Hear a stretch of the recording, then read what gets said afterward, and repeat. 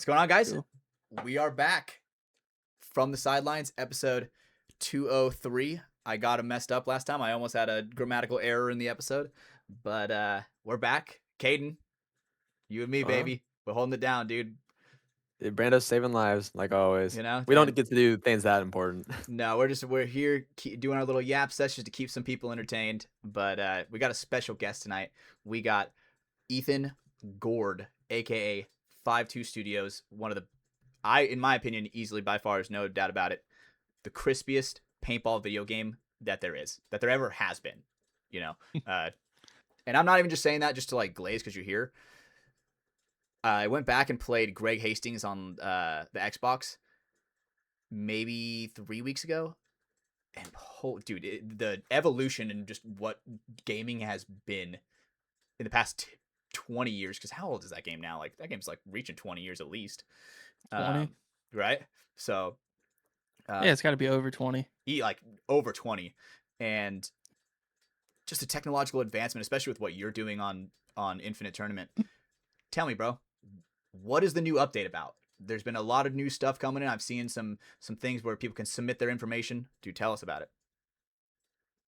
Yeah, so I mean, for the past year or so, I've been cooking up the career mode, and yeah, the thing about people being able to submit their information, it's kind of like how I believe Greg Hastings too allowed people to insert themselves into the game as like draftable players. Mm-hmm. So basically, I opened up an application pool to, if anybody wants to be included in the game, they can be drafted at certain levels. There will be multiple points throughout the career where you will want to draft more players to your team. So, yeah, I think it's just an idea I had that I thought would be pretty cool to be able to include everybody in it. Dude, I think that's a way where people can like immortalize. I feel like that's the word. They could immortalize themselves in like, the paintball culture kind of thing, where Yeah. that is a high-end platform to be on, being in like a video game. Like, isn't that like everybody, like every kid's dream is to like, oh man, how cool would it be Yeah. to have like my own video game character? And paintball is like a niche enough sport where you can, you know? And And I know, yeah. You can pass that on too. I remember when I played with Wayne Black and he told me that he was in Greg Hastings, I was like, you? Like I'm playing with a person that's in a video game? Like yeah, that's sick. Mhm. dude, you had to beat the woods ball field, if I am correct, to unlock him. I don't remember exactly at the time, like if it was in like a certain time limit, or like I don't remember exactly what the challenge was, but you had to play and win on the woods ball field to play as Wayne Black. I think movement was like low key on the low side, but accuracy 100%. You know. He's still playing D4 tournaments, so it's funny to me. So with the draftable characters, even tell me, how does that go? Is it like everybody's a 99 overall, like in 2K? How does that work? No, so I'm kind of trying to keep it as close to as realistic as possible. So depending on what division you play in real life, if you do, which it's not a requirement that you play competitively.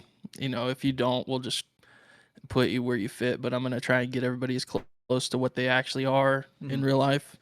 And then we're about to hit the second phase of accepting people, so that'll include like me sending out a little form for them to fill out their skill points that they can apply to each section, which is like speed, accuracy, Defense, communication, offense. marker handling. Hmm. Okay. Yeah, exactly. So, I mean, depending on what division they're assigned in the game, they'll get a certain amount of points they can spend wherever they want to. So, yeah. Dude. So you really are building your own character.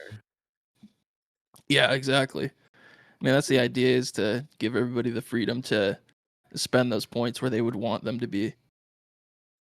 Okay, That's so sick. what kind of feedback have you gotten from like the community when it comes to this update, making it to where you're having characters? Are you getting a lot of player 00 bend over in the chat? So you getting a little bit? Are you getting any of those? No, surprisingly, I haven't gotten any of that. Nice. It's all been pretty cool. pretty legit. I think everybody who's applied has been pretty stoked to be able to do so. Yeah, I just feel like that's just so technologically advanced for a paintball game. It just considering just how long, like over 20 to 25 years ago with Greg Hastings playing. I mean, Paintballers is a thing that's a good game. Infinite Tournament Hmm. Paintball, like we are just in such a great time where we can play virtual paintball. We can practice a layout a little bit early if that makes sense. Some people don't get to Yeah. practice during the week. So any little way you can get fit in. Hey boys, let's jump on the court and sling some ball. And that's a good way to like walk the field, I guess, if that makes sense.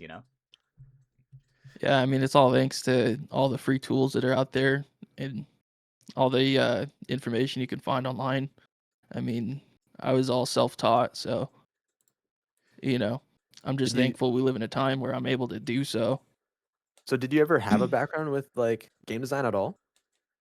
Not really. I took a couple classes in high school, just like learning this software called Game Maker.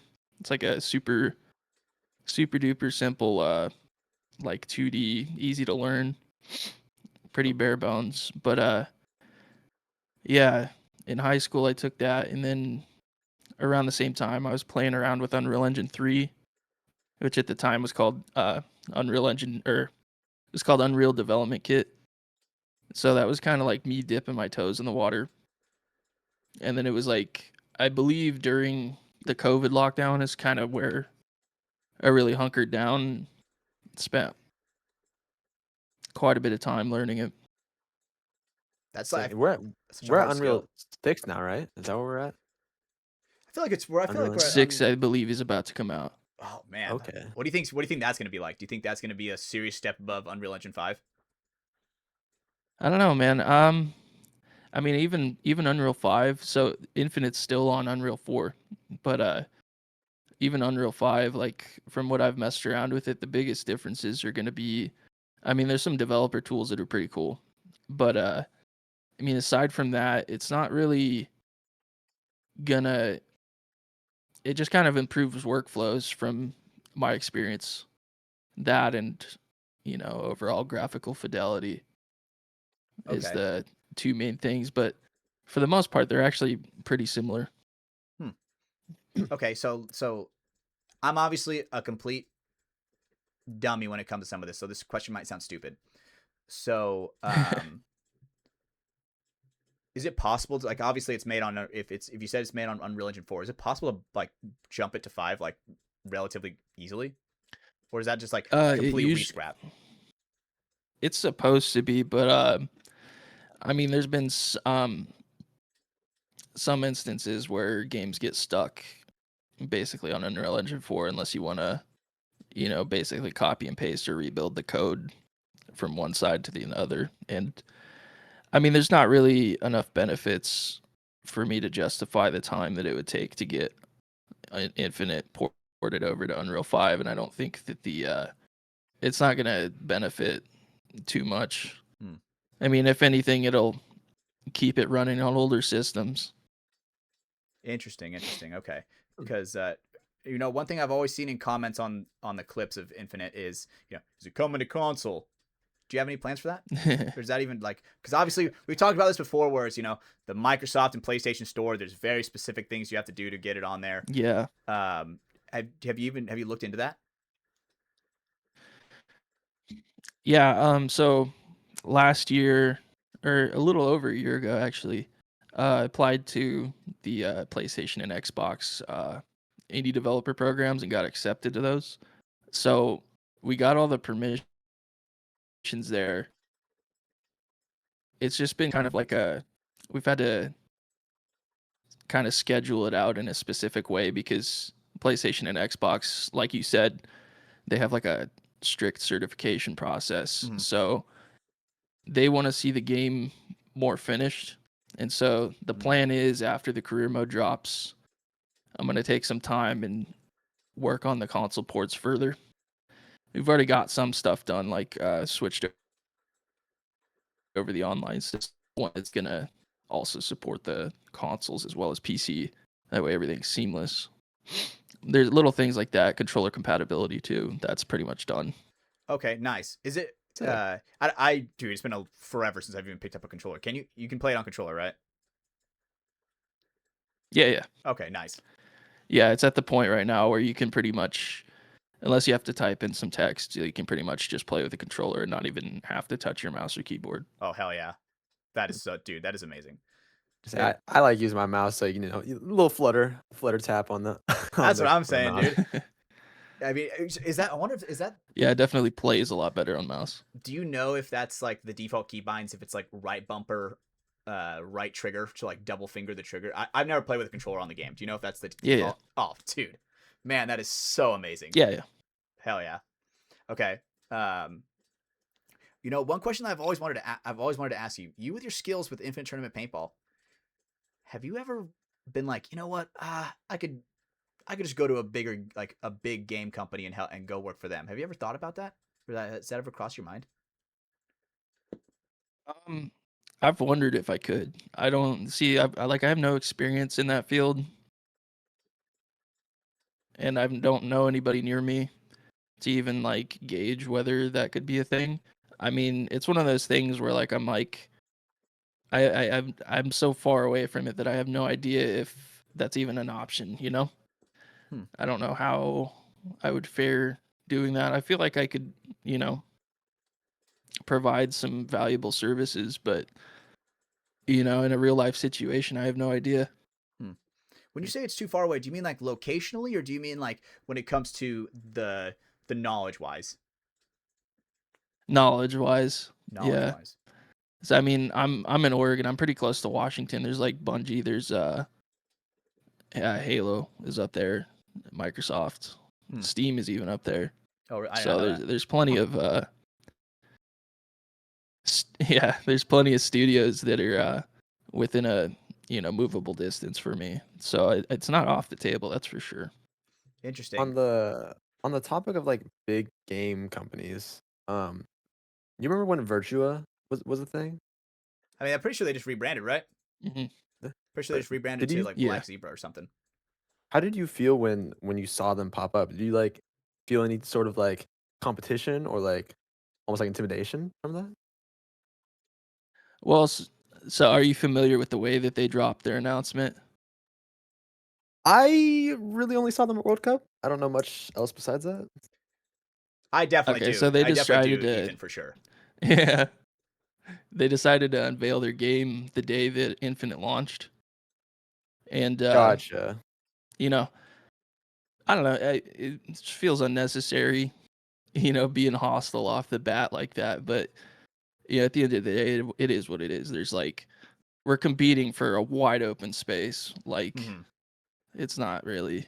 I mean, most people play both, from what I've seen. For sure. It's Yeah. whichever one you rage at Yeah, first, you go jump on the other one, and then vice versa. You know. exactly. Yeah. Okay, so with that, what are some of the biggest challenges that you face, like keeping up with the game and the game's upkeep? Because not only are you developing new stuff, the upkeep and the maintenance of the game. I don't know what that's like. I assume it's not just like cleaning a room. You put thing back in shelf. What is that like? Yeah, basically. I mean, there is upkeep. So like I've had to make it. I have to make time to keep the regular updates flowing while I'm working on the career mode. Because like if I just go in like a hole for 6 months and then come back out, people are gonna be like, you know, Where'd you go, they're bro? gonna forget that I was even there. You Yeah. know. Hmm. So the way to keep everybody, you know, interested and keep everything fresh is by keeping the updates flowing. And I definitely have to allocate and make sure I'm allocating enough time to do so while I'm still working on the career mode, which has definitely slowed it down a bit. But, you know, that's just how it is. And that's kind of the shortcoming of working solo. But, you know, I'm okay with it. I kind of like working solo. I'm able to kind of put my head down and Just really get to do work you? when I need to. Yeah, exactly. Wow. Um. So okay, because I remember, I think the last time we had you on here, I think you had a guy that was working with graphic design with you, right? I think. Mhm. Yeah, I Owen? had Owen, is that his name? yep. Yeah, it's Owen. Yeah, he was doing 3D models. We worked together for about a year, maybe a little bit more. Nice. And so for you, just solo, it's just keep your head down, grind. How much is it? How long does it, on average, do you take on a day to work on the game? I'd say on average, probably like I would say average probably about 6 hours, but it can be like a little bit more, a little bit less. But you know, most of the time I'd say about 6 hours each week or every day for each week. Okay. And then I try because I to. assume you probably sometimes just hit flow state where you're like, dude, if I stop now, like shit's not Oh getting yeah, done. They're like, what's the yeah. No, longest? there's times Go ahead. Sorry. Go ahead. I was gonna say I'll pull all nighters if I feel like that, like because like I'm gonna get burnt out anyways. It happens, Yeah. and it's like if I try to conserve, it doesn't work. So if I'm in the mood to do so, I'll just keep going, get as much done as possible. What's the longest session you've gone for?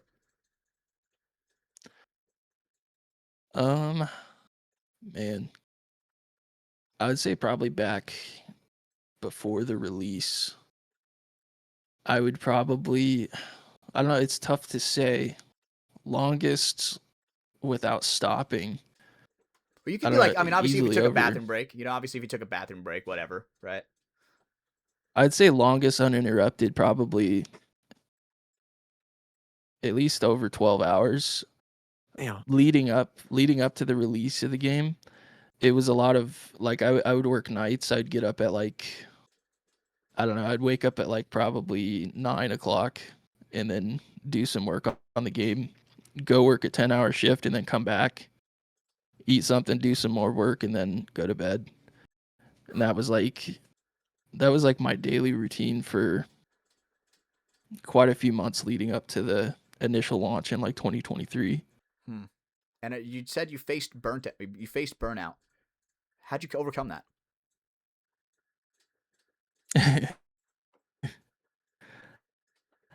I don't know if you really do.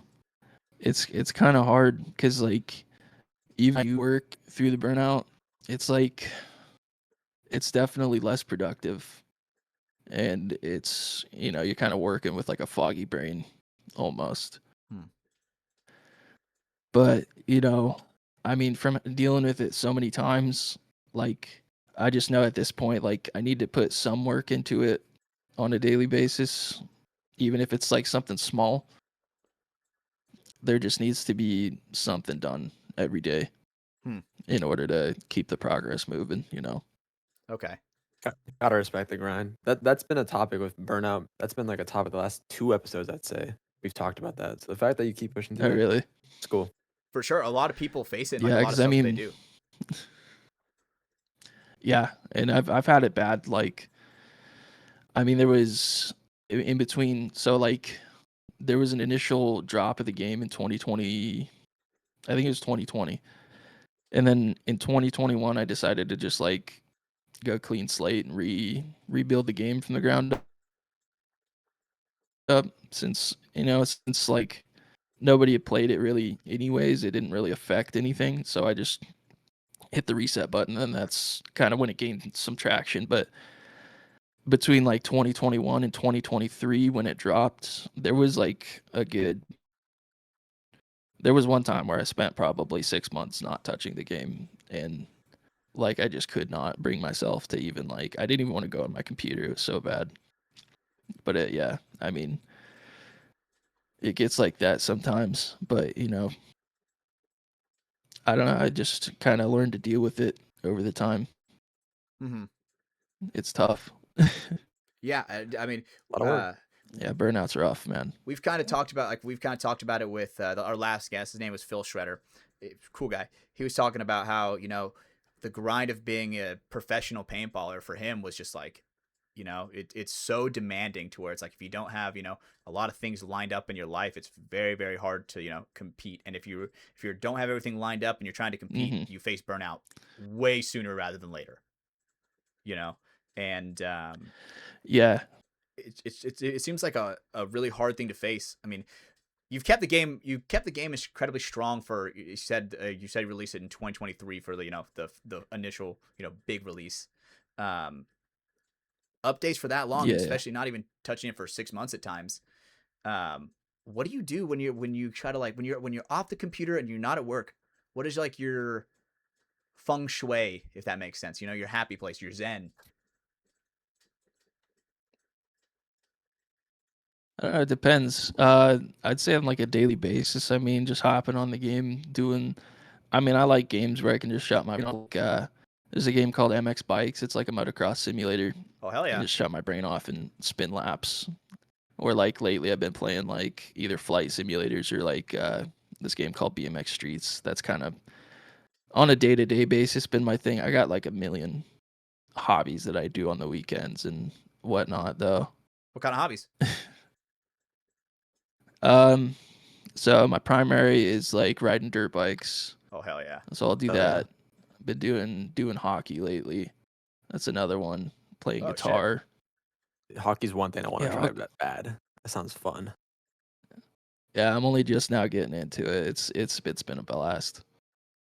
How does that work? That When you're, because obviously we're not like little kids like being introduced to it. How does Yeah, it we're work not when kids. it's like yeah? How does it work getting introduced to that? You getting into that? You just got to do it. Rip the Band-Aid off. Okay. It's embarrassing at first. Did you just kind of but, like show up to like an ice rink yeah. and be like, hey, looking for a hockey flyer? I've only been on the ice a few times, but there's a outdoor roller court. So I've been kind of using roller hockey as a way to ease into it. Okay. Okay. Nice. Yeah. And that's been a good, just practicing moving on the skates, Yeah. Similar handling movement. the puck with the skates. Yeah. It's really similar. Okay. That's So hockey, uh, dirt motocross. bike. Yeah. Okay, for you, would you ever develop a motocross game? I would love to, but the thing is, I mean, there's so many of them out there, and there's so For many in sure. development right now was the- that I don't know. I don't.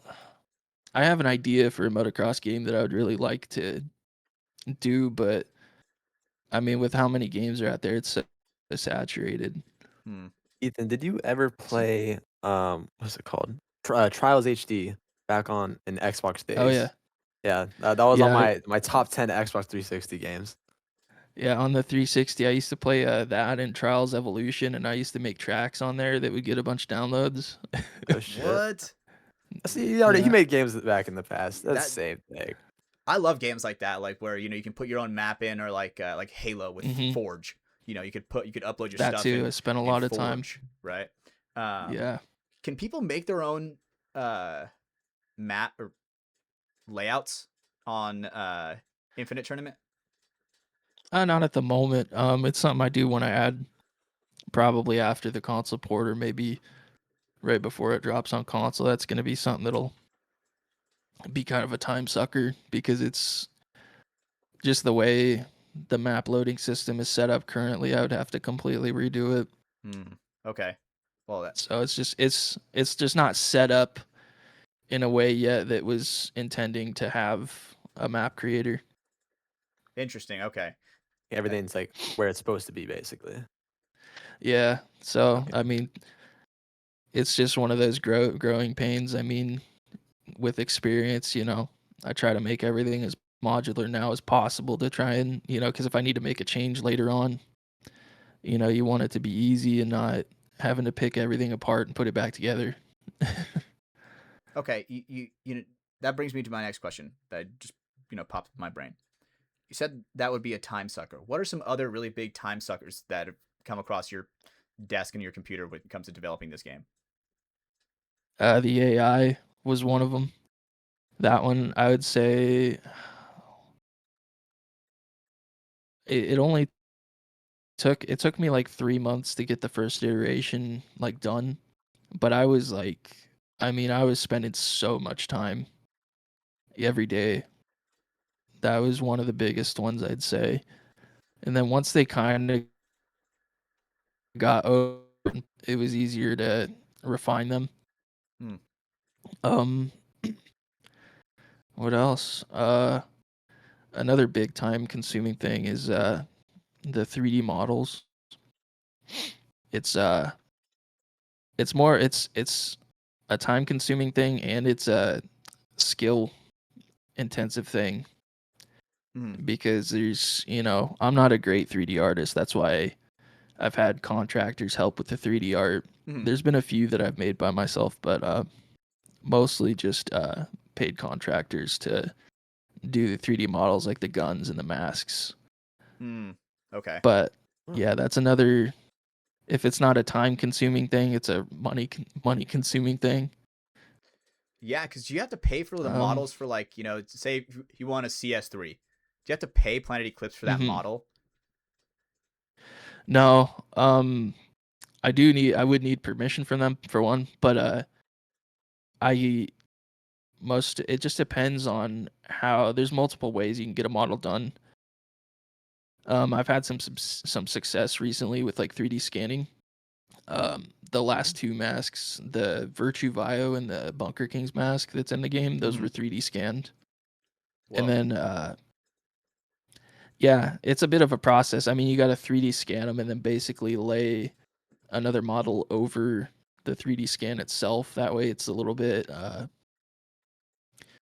less intensive for your computer because the 3D scan just has way too many vertices. I don't really know what But that word Drop your means. frame rate. yeah, I'm trying to think of a way to make it make sense, but basically just optimizing the model to Okay. be game ready. Gotcha. Okay. So that I've had success doing that, but previously, like the guys that I would hire would make these models based off of just reference photos. So That's sick. I mean, there's another issue there too, which I've run into is finding the right people to make those models because depending on like who's doing it, you'll get different results, and depending on if they have good attention to detail. So it can be pretty hard trying to find a good 3D artist. Yeah, I There's a assume lot of specifics with paintballs, like mask and guns, like a lot of Yeah, nooks and crannies. yeah, it was great working with Owen when we did because he's a paintballer himself, and that's kind of been important to making good 3D models because if you look at the Shocker era 3D model in there, that's one that he made. And I mean, man, that thing is like 1-to-1. It looks it's crazy. crispy. Mm-hmm. Yeah. Okay. I love that whole thing where you're kind of able to like, especially where a game where it's not like at least with like Greg Hastings, where it's kind of like trapped in that time period. I feel like with Infinite Tournament hmm Paintball, it's Infinite Tournament Paintball, right? You can infinitely put whatever guns that are going to be coming in the future, or even possibly putting old school guns in. Especially with what you were just saying with Yeah. 3D scanning. You know, Yep. like AI is a huge factor. Has AI art been like a thing, or is that like I'm just is that really frowned upon in like the developing community? I think it's depending on how you use it. Um, so some AI art has been used for, say, like team logos in the career mode.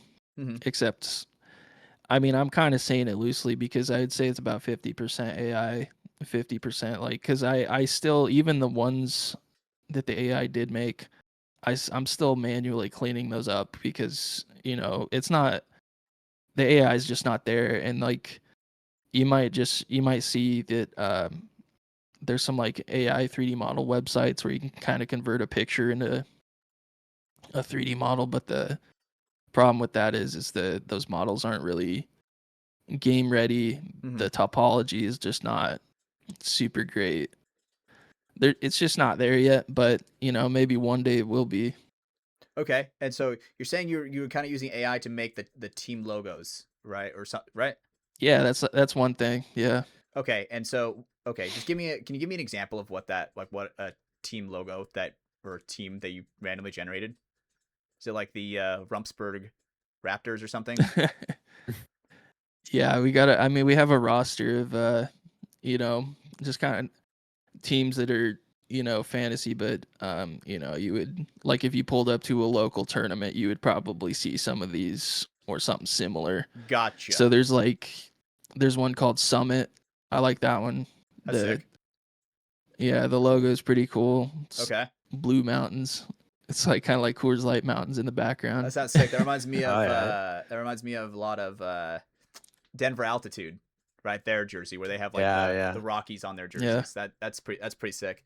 Okay, so what if I were to get you a logo for a team called the Ducks? Would that be possible? It depends. Depends on if I like it.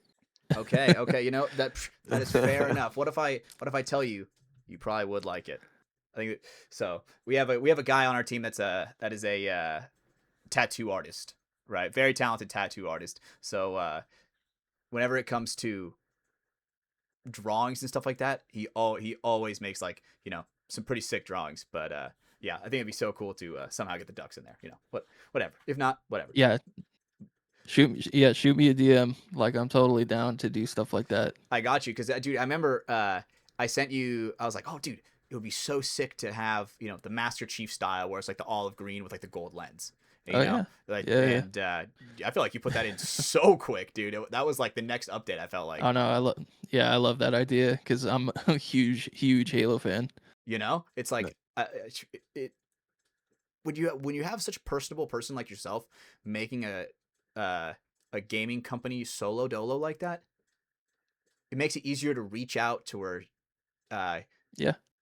get more, I guess, I don't know how to say this without sounding fucking gay, intimate, more intimate, you know, conversation, if that makes sense, right? Because obviously Oh yeah. you and me, this is probably like what, like your third time on the podcast before, you know, and Yeah, third I think. you know, and once again, dude, thank you for coming on, bro. It's always a pleasure to have you, and I Thank you. always I want you to appreciate it. advertise your game, especially whenever I see like a big update like this, dude. Building your own character, that's like, I remember building my own character on, like, I was never really big into like sport games, but one I loved was like the Bigs. You ever play that game, the baseball game, the Bigs? No. There was one called the Bigs and the Bigs 2, and that was like way more like arcadey, right? Like, not, but you could obviously play as like MLB teams, but you know, you could hit a fucking ball and your feet would go on fire and you're running to first base. You know what I'm saying? Right? Like So- nothing too serious, but kind of wacky in a way, you know? I feel- Right. Yeah. Have you ever thought about maybe doing something like that in Infinite Tournament where it's like Power-ups? maybe like Flaming Skull from Halo? That's like a good example, you know, like Flaming Recon. I don't know if I've given that too much thought. I mean, stuff like that I generally have stayed away from because I mean, I don't know if you've been on the internet. It doesn't take much to piss people off, you know. So, Oh man, bro, rage bait seems to be the most profitable content right now.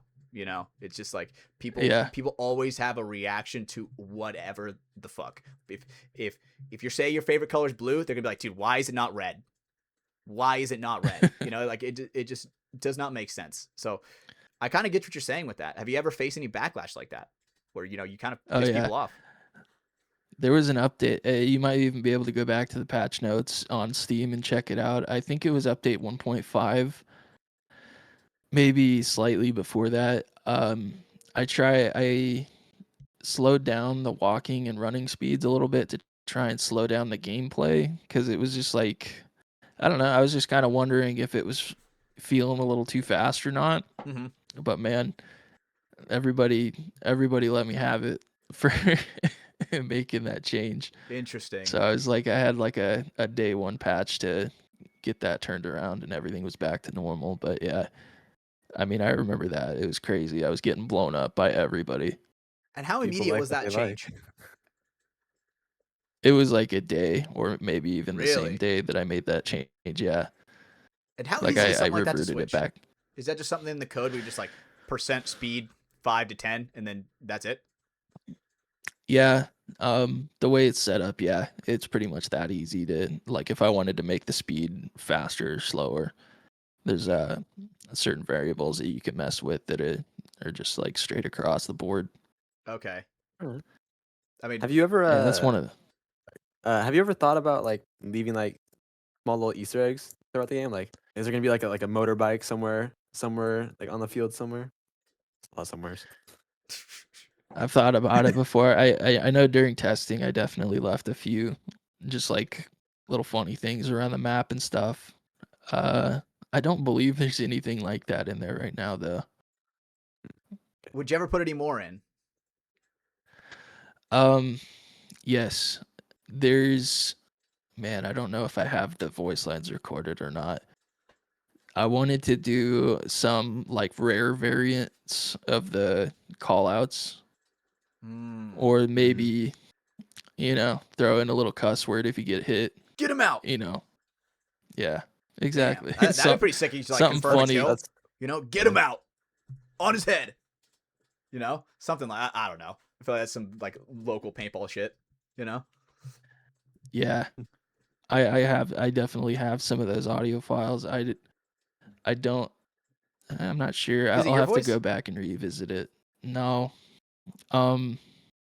it was some of these were from like asset packs, or not asset packs, but like I downloaded a bunch of stuff from like Splice. I don't know if you're familiar with like it's just like a common like sample Mhm. library that you can download Like stuff if you from. want, There's like, a lot of stuff that I was waves, able to take from like there. ocean waves, you can find Yeah, ocean yeah. waves on there relatively easily. Yeah, exactly. Gotcha. Yeah. I mean, I don't have the greatest voice. I tried recording some myself, so it's like nah. Well, dude, if you ever need some help, dude, me and Caden got you, dude. We'll be like, as soon as we get shot, Yeah, But- if y'all want to scream into the mic, yeah, I'm down. Dude, I'm always down for a little bit of voice acting, dude. Get my feet wet in that. I've always wanted to Start LARPing. Hey, man. First of all, that would be sick. LARPing as a voice actor, dude. Be like 10 tangos on the rooftop, just like the good old Modern Warfare days.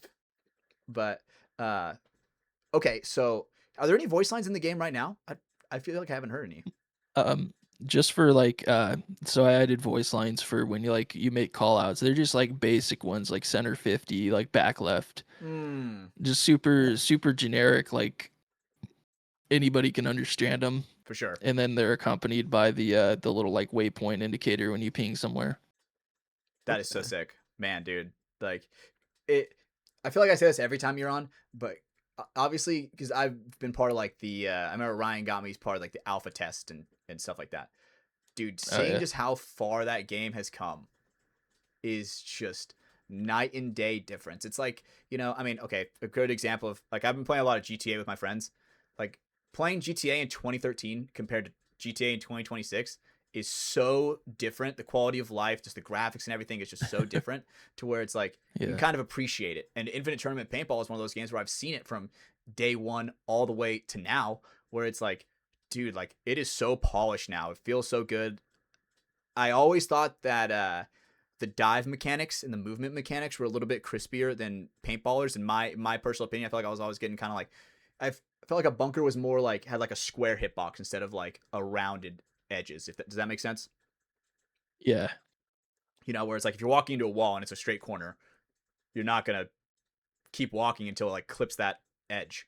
But when it's rounded, you're like rounding. I mean, that could be the thing too. Is like so the way the hitboxes for like bunkers would work, or like any environment assets in general that you could run into, they'll have like the model that you can see, and they'll have a separate model that's like a dumbed down shape of that model, and that'll be like the collision model because it just saves a lot of resources, it being a lot simpler. So like sometimes they can actually stick out a little further than the base model does. But like that could be a reason.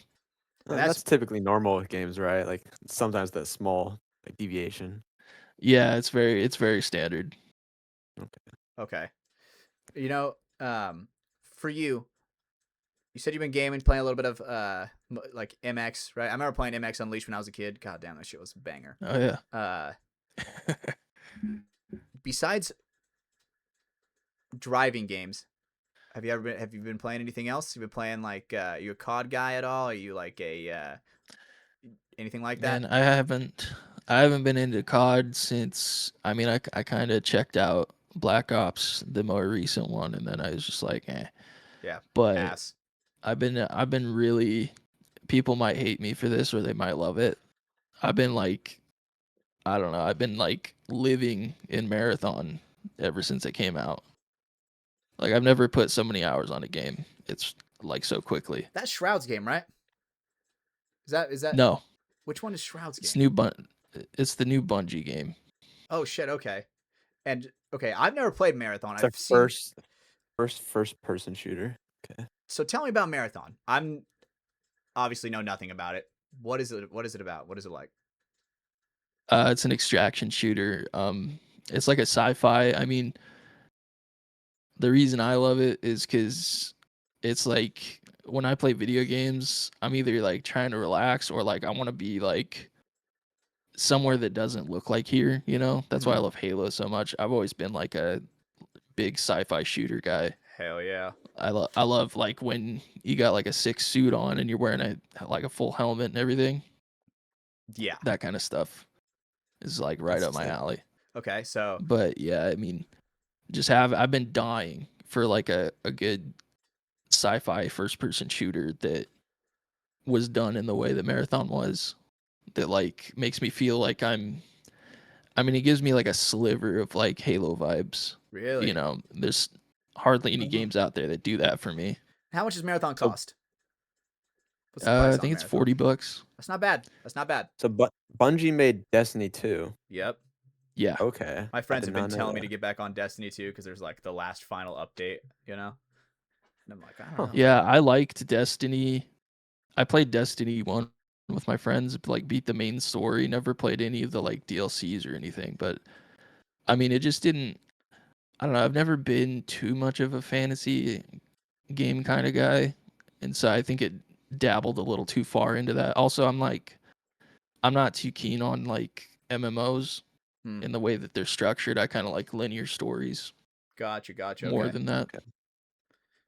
Okay. But I've been hooked on Marathon because like you can equip a mission and you drop in and do that mission. I mean, honestly, like they just released a mode that's like no PvP, and just being able to go in there and do the missions alone, like the combat and gameplay has just been so fun for me, You honestly. know, I don't know if you're familiar, and I don't know. I think this is the same genre, extraction shooter, Escape from Tarkov.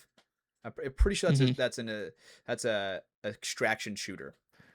They've kind That's of like added a one of bit. the one that set the tone. Yeah, and I feel like they just came out Yeah. with an update where it's PVE, you know, and Oh, did they? yeah, dude, my friends have been loving it. They are like, dude, it is so much better than the fact that you're just like everybody's hacking in Tarkov. You know, everybody's Oh using yeah, walls yeah. and shit to where it's like when you don't have to worry about a hacker blowing your head off from two buildings over through a window. You know, the game You know is what? way more enjoyable. I play Arena Breakout instead of Tarkov. That's my extraction shooter. Okay, okay, send me okay. Now I need some pictures. So now I want to know the difference between Arena Breakout and Marathon because I feel like are those kind of similar? Arena Obviously, Breakout's it's closer to Tarkov. really okay. It's more Yeah. realistic. Yeah, it's realistic. Or and I hate Is that that the one term. that was made by the Call of Duty devs or like ex Call of Duty devs, I or want maybe mm, Battlefield? let me I can't remember. can check that real quick. Damn. I think that's More what Fun what it Studios? is. Whoever's part of More Fun Don't Studios. remember. More Fun Studios. Yes, I believe this is the one, Arena Breakout Infinite. It was either a culmination. Hope I don't know. I don't know for sure, so I'm gonna I'm gonna withdraw that claim. There's a game out there that's similar to that. That it was like a bunch of either Battlefield or Call of Duty devs or ex Battlefield devs that came together and made something that was pretty Interesting. cool. Sick. That's so hard It because may or may not have been that game. sometimes I feel like some of the guys where it's like they were old developers on for certain games and they try to leave that like okay, a perfect example is like the Left 4 Dead developers. Like that game, Left 4 Dead, great game, 10 out of 10. Are you familiar with that game, Ethan, at all? Oh yeah, I grew up playing it. Great game. That was on my top 10 Xbox 360 games of all time. But uh when they left and they kind of made this game called Back for Blood. same kind of thing, Oh yeah. zombies, but it wasn't. They weren't called zombies. They were called like ridden and blah blah blah, Mm-hmm. and it just wasn't the same. You know, Yeah. why do you think that is I when it mean, comes to people leaving those studios and they try to make like their own thing, and it just kind of uh sucks. huh. Why do you think I that is? mean, I don't know. It's probably a thing when there's already a game that kind of set that standard and there's nothing really like it. Kind of like how Halo was like at the time when Halo 1 came out. It was just so much different than all the other shooter games. Mm-hmm. And like, though, I mean, one of the big things was like the environments and then the way the AI behaved. And then everybody wanted to make a Halo game. I mean, there's so many games that were trying to be Halo. Like, I think Killzone was one of them. Definitely.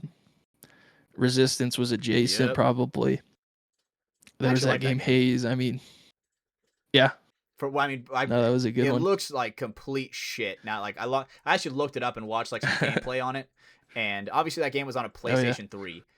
Holy shit, uh bro! huh, We are so privileged to have the games we do now. Like what that looked like then, and I was like, whoa, look at these graphics. You know, I remember my cousins yeah, playing like like Castlevania back in the day. You know, on like I don't even know what system that was, Atari or some shit.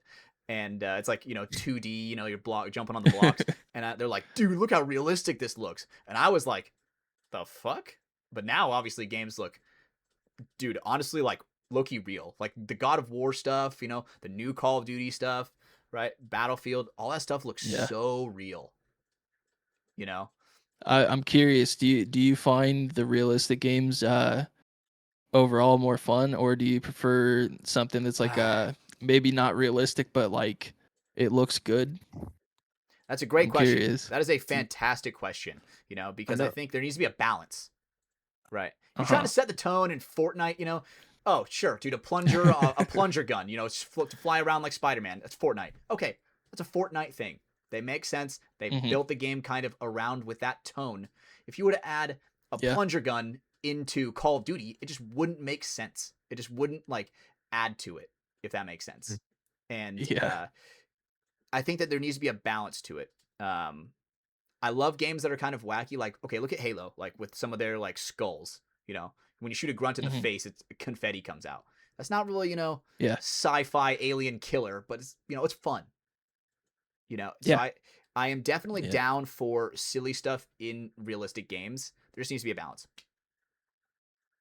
Yeah. No, I agree. I mean, I feel like, I mean, like I said, I think personally I like playing games because, I want to like kind of immerse myself and escape the reality for a little bit, Oh yeah. just like I want to be something that I'm not going to be here. I want to be Master Chief. Amen, bro. Amen. Yeah. Like, okay, Don't are we all? you are you gonna play? Because Halo Combat Evolved comes out Yep. soon. You gonna play it? Yeah. Wait, I don't. Hold I on, wait. am. What is this one? I don't even know about This this. is Halo 1 completely remade. Like Okay. they tried to quote unquote remaster it back in I think 2011 or 13. 11. Okay, Yeah. 11. Thank you. Yep. And sure it was remastered. I thought it was cool that you could like toggle through the graphics, like look at the old and then look at the new. That was pretty sick.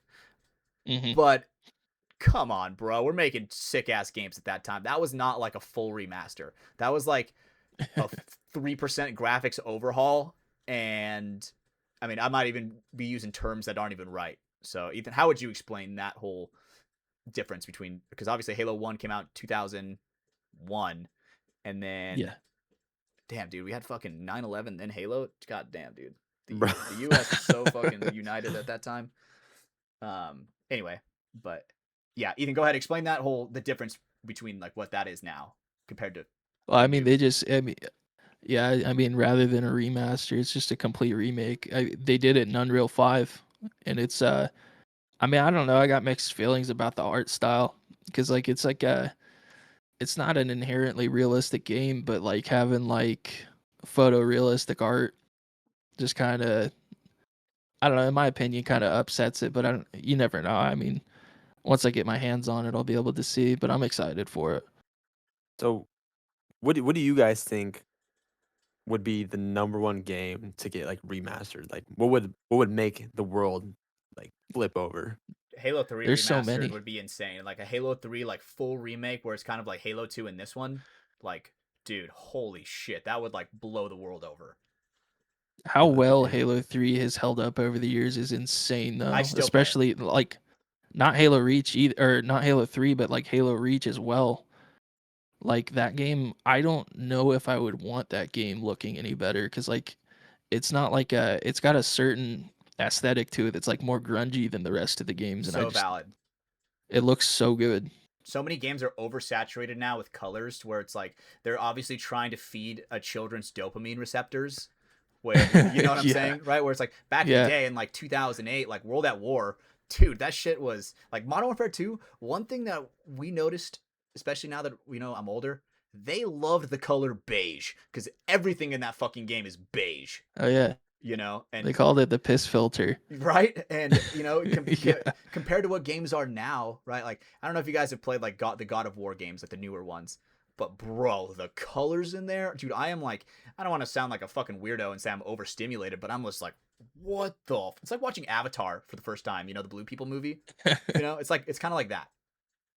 And yeah, I think that I want to play the Halo 1 remastered so bad because I just remember like playing that with like my cousin. I was so young back then, but just like watching him play it was like, holy shit, this is like next level. And when I was old enough, I could play I'm Halo 2. really, yeah, I'm really like stoked for it because it's gonna be 4-player co-op.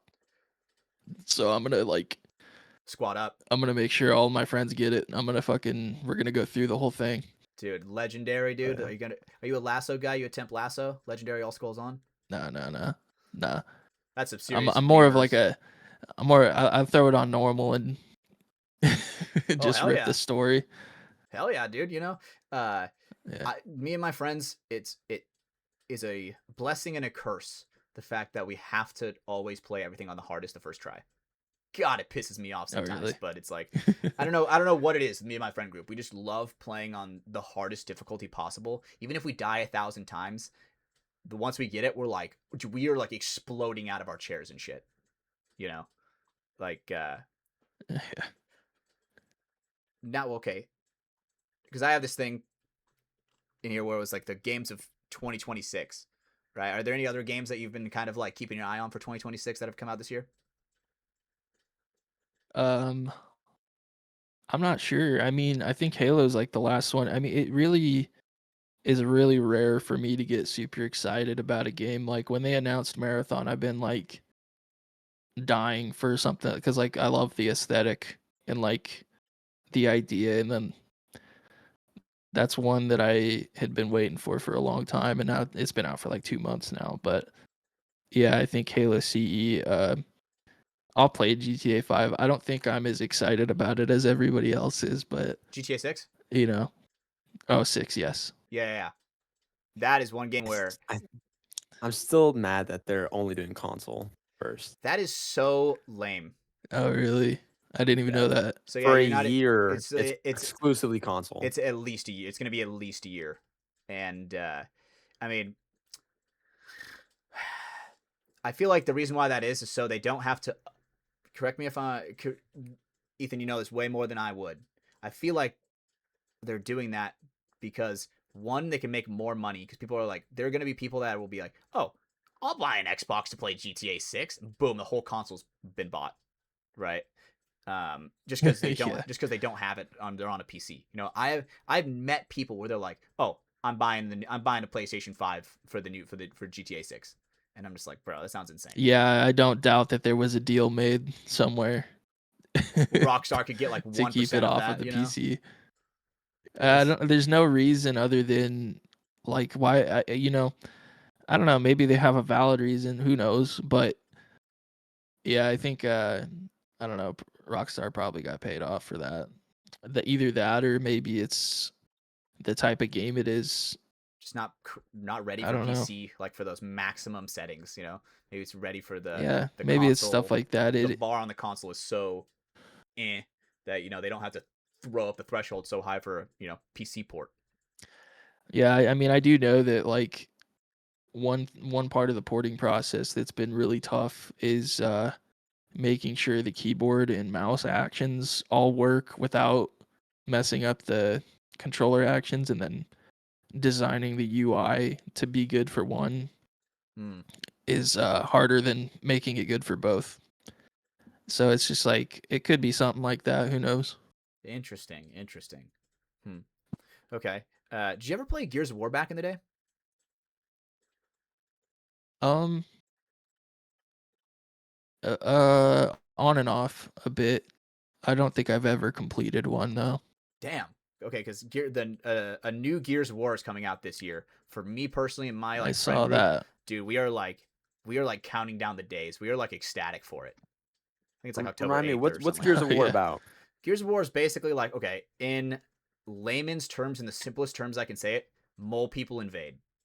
That's like the simplest terms I can possibly make it. It's Right? a shooter. Yeah, it's a over the shoulder third person shooter that is so next level. Like the gore back in the day, you did not find gore like that on other games. You know, where you have a gun, you have an AR with a chainsaw on the bottom of it, and you were like, this guy gets a little too close to you, boom, dude, chainsaw him in half. Right? So the new Gears of War is a prequel to all of the other ones. Right? Where it's like, Now that you say that, I remember I remember being a kid that chainsaw was like a big marketing point. oh yeah. Because that's dude, chainsawing someone in half, like you just didn't at that time, you just didn't do that in video games. You know, that was Yeah, just it's like so there's a new. chainsaw on the gun. Yeah. It's Yeah. I'm trying to think of like something that was even close to like that where you formed two guns together that even like worked even remotely as good as that. You know? Oh no! remember when video Halo- games cause dude. violence. When Halo 2 came out, I was so stoked that you could dual wield. The energy sword. Or I don't think you dual wield the energy sword, but dual wielding was like next level because you couldn't get the Even picking up the energy sword. You couldn't get the energy sword in Halo 1. Yeah. And obviously those Yeah. guys with the gold armor are just completely invisible, fucking you up. And you're like Yeah. you're like on the ground looking for it. Hot flash. Can't do it.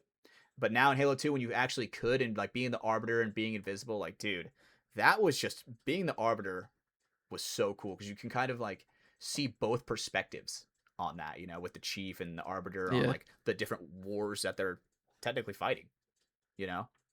I know it hits so different being an adult. Dude, it really does. I've been replaying all of them. Me and my girlfriend just got to slowly but surely. Me and my girlfriend just got to Halo 4 and Hell yeah. you know, we The played through only one Halo. I've played. She hated Halo 1. She hated that shit. She's like, this movement, this Really? fucking bullshit, this is ass. And then but I think it was the graphics thing. They were just a little too outdated for her. But then once we got to Halo 2 and shit was like new, she was like, whoa, dude, this is awesome. And then when we got to Halo 3, she was low-key an expert on that because she played that on 360 back in the day. You know, so she knew all these other, like, she knew all these routes underneath the map on how to go. And I'm like, what the fuck? How does she know this? She's like, damn. that was before YouTube was like a thing where you could like look up, you know, YouTube speedrunning. She just knew it, you know? Yeah. But Legit. with the whole Gears of War E-Day thing, I'm just kind of excited about that just because Gears like low-key sucked for the past like 10 years, you know? And now, I think I played 5 recently, actually, just on a whim. what'd you think?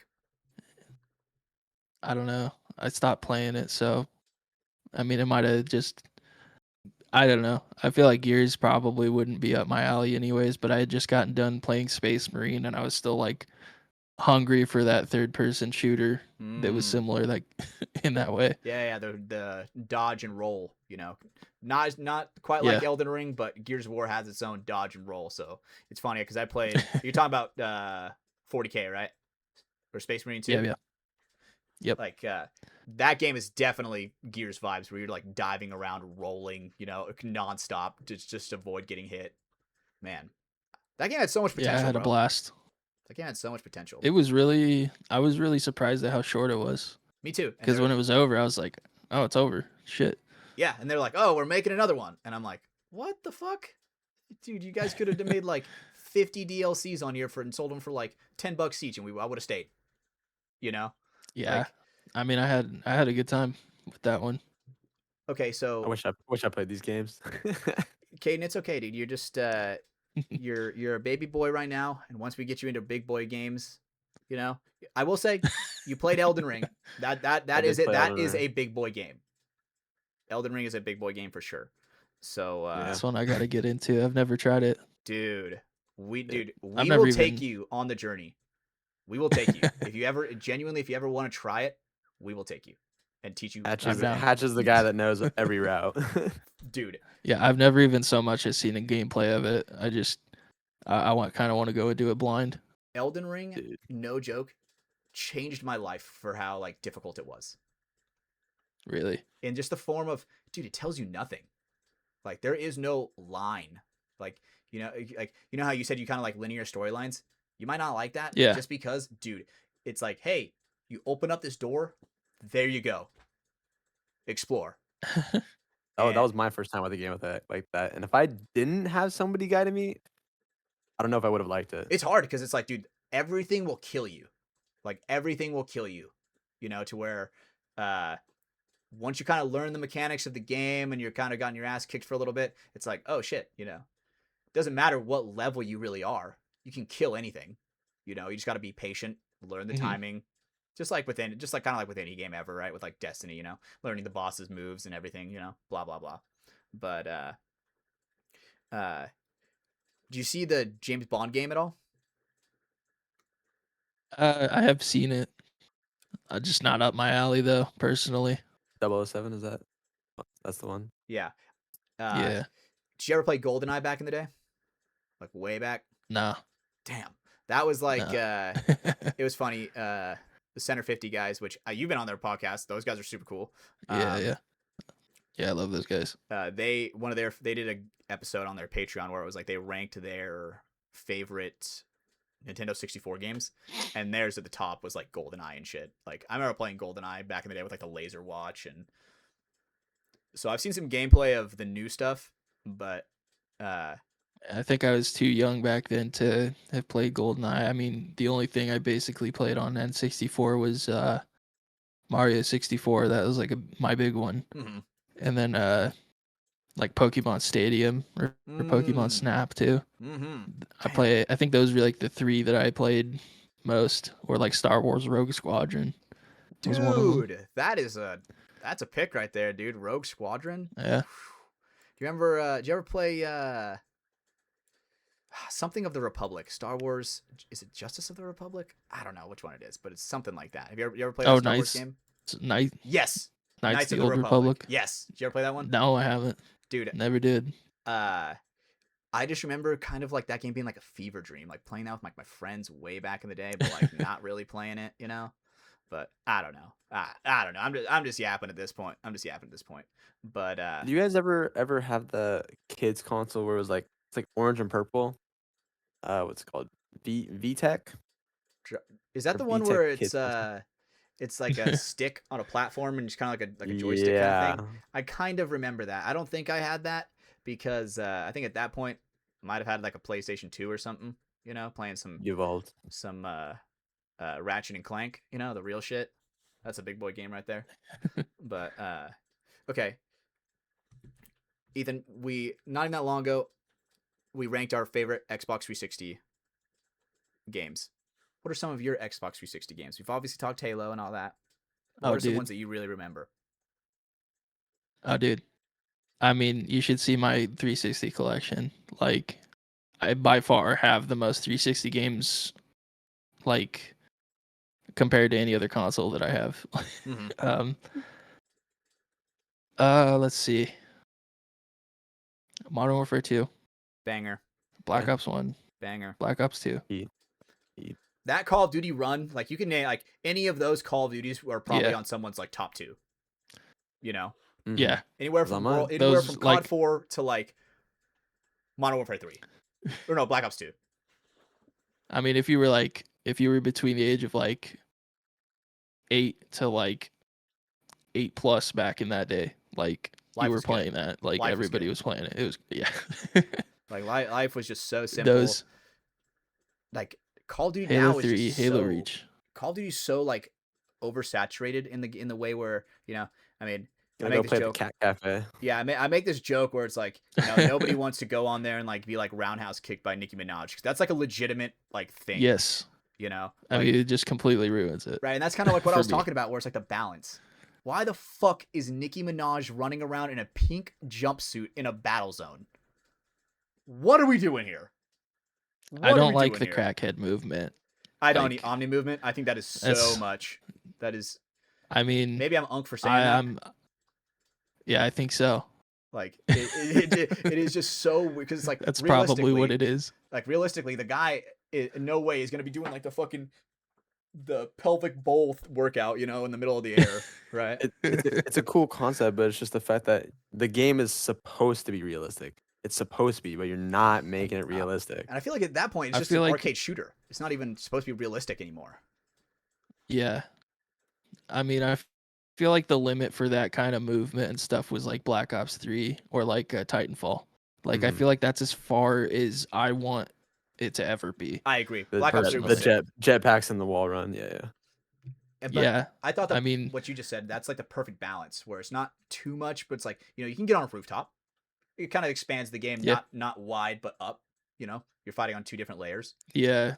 I mean, it's kind of slowed down. Like, I mean, I don't know. It's still not slow, but I don't know how to explain it. It's just, I mean, it's within the scope of what would be realistic if we had freaking jetpacks. For sure, right? Like, I feel like the jetpacks wouldn't be like Advanced Warfare where we like thrust up 15 feet in a second.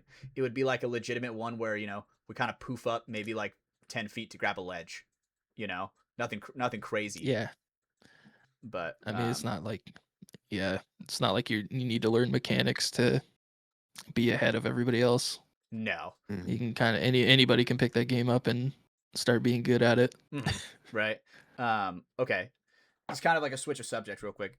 Did you guys watch the UFC fight at the White House? Have not watched it. So I was busy. I didn't watch too much of it, but one thing that I did find out. So a guy that I actually used to be friends with in high school was fighting in it. No way.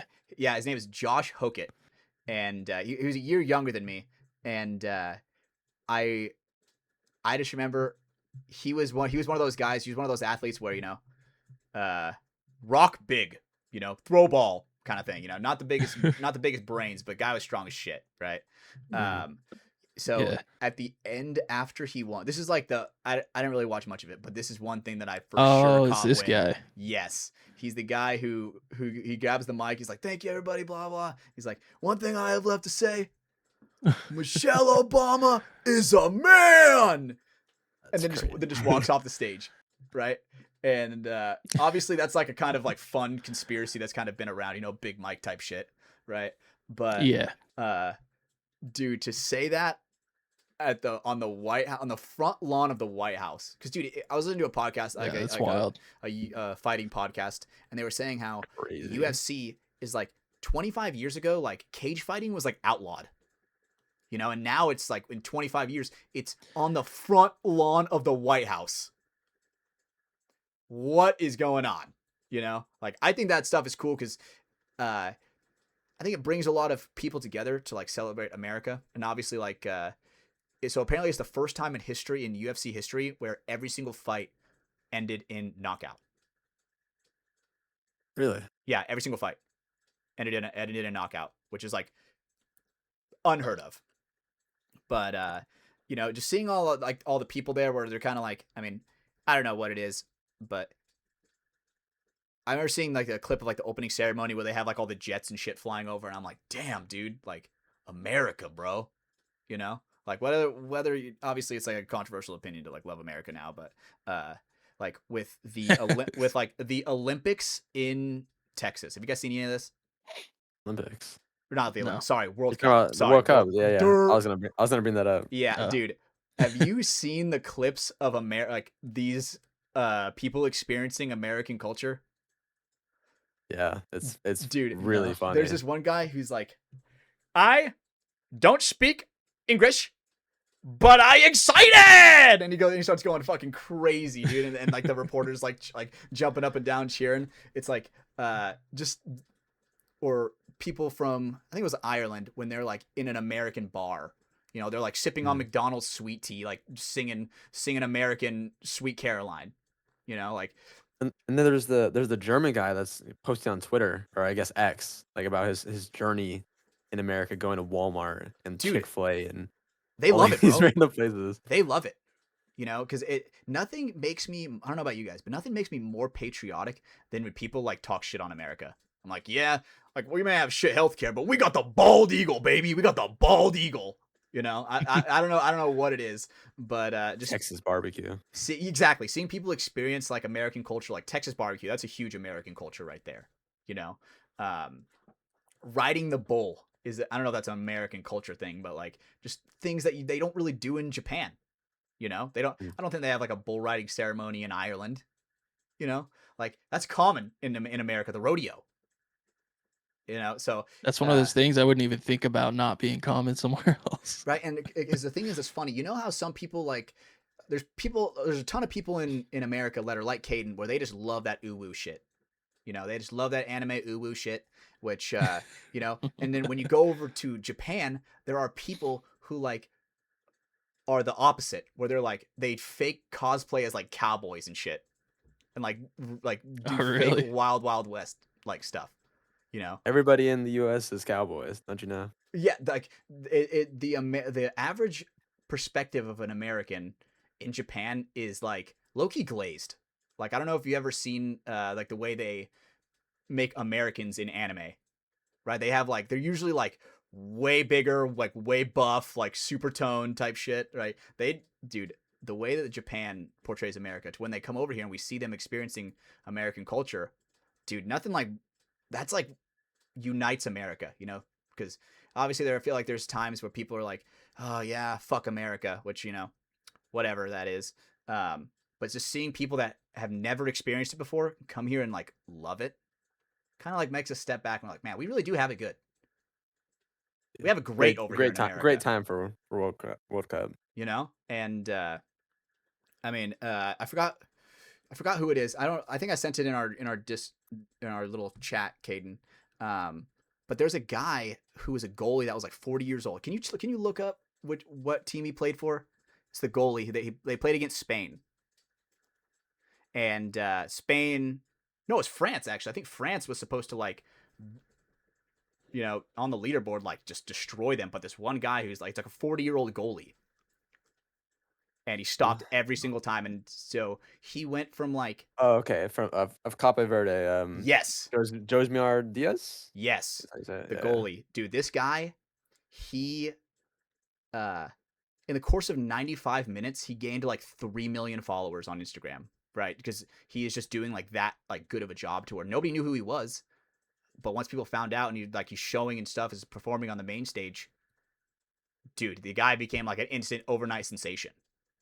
That's sick. Right. So, are you a big sports guy at all, Ethan? I am not, but sometimes I just get in the mood. Sometimes, No, not really. Just hockey this year. Okay, That's hell it. yeah. Do you ever watch? You- Have you ever watched hockey at all? Yeah, just this year though. I mean, aside from that, I've always kind of, even with paintball, like I've always rather participated in the sport than watched it, because like, yeah, I mean, the only other thing that I keep up with is like motocross and supercross, which dirt bike racing. Yeah. So I mean, that's about it for me. I mean, those are like what I would consider, at least motocross. I would consider that like a quote unquote like extreme sport. Is that all? Oh, yeah. Is that all like first person view for those races, or is there like a big like overhead camera? Oh, there's for sure overhead. I don't know. camera. It's like watching an F1 race or any other. Okay. They got cameras all There's the way switches. around the track. Yeah. And That's sick. Yeah. my favorite part about motocross is just like how like messy it is, if that makes sense. So obviously we play paintball, so it's like that's like another like a messy sport. Yeah. But just like the stuff they developed over time when it comes to technology, where because dude, when you're behind someone and they're fucking flinging mud up in your shit, like dude, the thing where it's like a lens, but it's got like 50 peelable lenses on it. Have you ever seen that? Oh, yeah, tear-offs. Mm-hmm. Yeah. Dude, those are like, man, because before those were even invented, what do you do, bro? What do you do? You get like a little you get a little windshield wiper, Like what did you do before that? Just had to switch goggles out, right? Yeah, it was probably a more common thing during mud races back then. I don't know. Tear offs has been around since I can remember, so I have no idea. I wish I was more in that realm. I'm so far into the paintball realm where it's like I'm so out of date with so much of this other shit. Like Caden knows bowling. Caden bowls. Got his own Yeah, I ball. Oh yeah, just got into that. that's one of my other hobbies. I got a 161 last time. I'm trying to get better. What's your That's best? That's oh dude. 180. Yeah, that's Maybe. better than my best. I think my best is like a 178. I mean, I do it, I have fun, but I'm not good. I could I probably mean, get I like can be, a. it's crazy though.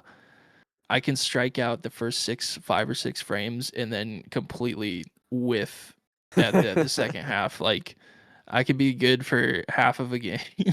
That's about it. It's like that. So weird. I feel like maybe I could get like a 180 if I had like those bumpers that were on the side. You know, for the Ah, you can kids. get more than that. Come on. Dude, Caden, we're going bowling, bro. That's gonna be like Alright. our next thing for You know- the next WC. We're going bowling. You know who's really, really wanted me to go bowling with them? Who? AJ. AJ. Holy Yeah, shit, dude. AJ does league. Really? Yeah. No way, dude. That is actually so funny, dude. I bet it's that toe. Probably gets him like just enough like leverage to grip the ground where he puts that nasty spin on it, bro. You know. Oh, that's hilarious. But okay. For you, Ethan. Because you said you're married, right? Pretty sure you said you're married. Yeah. And So- I got a child. Holy shit, bro. God damn, dude. I keep forgetting that. All the way.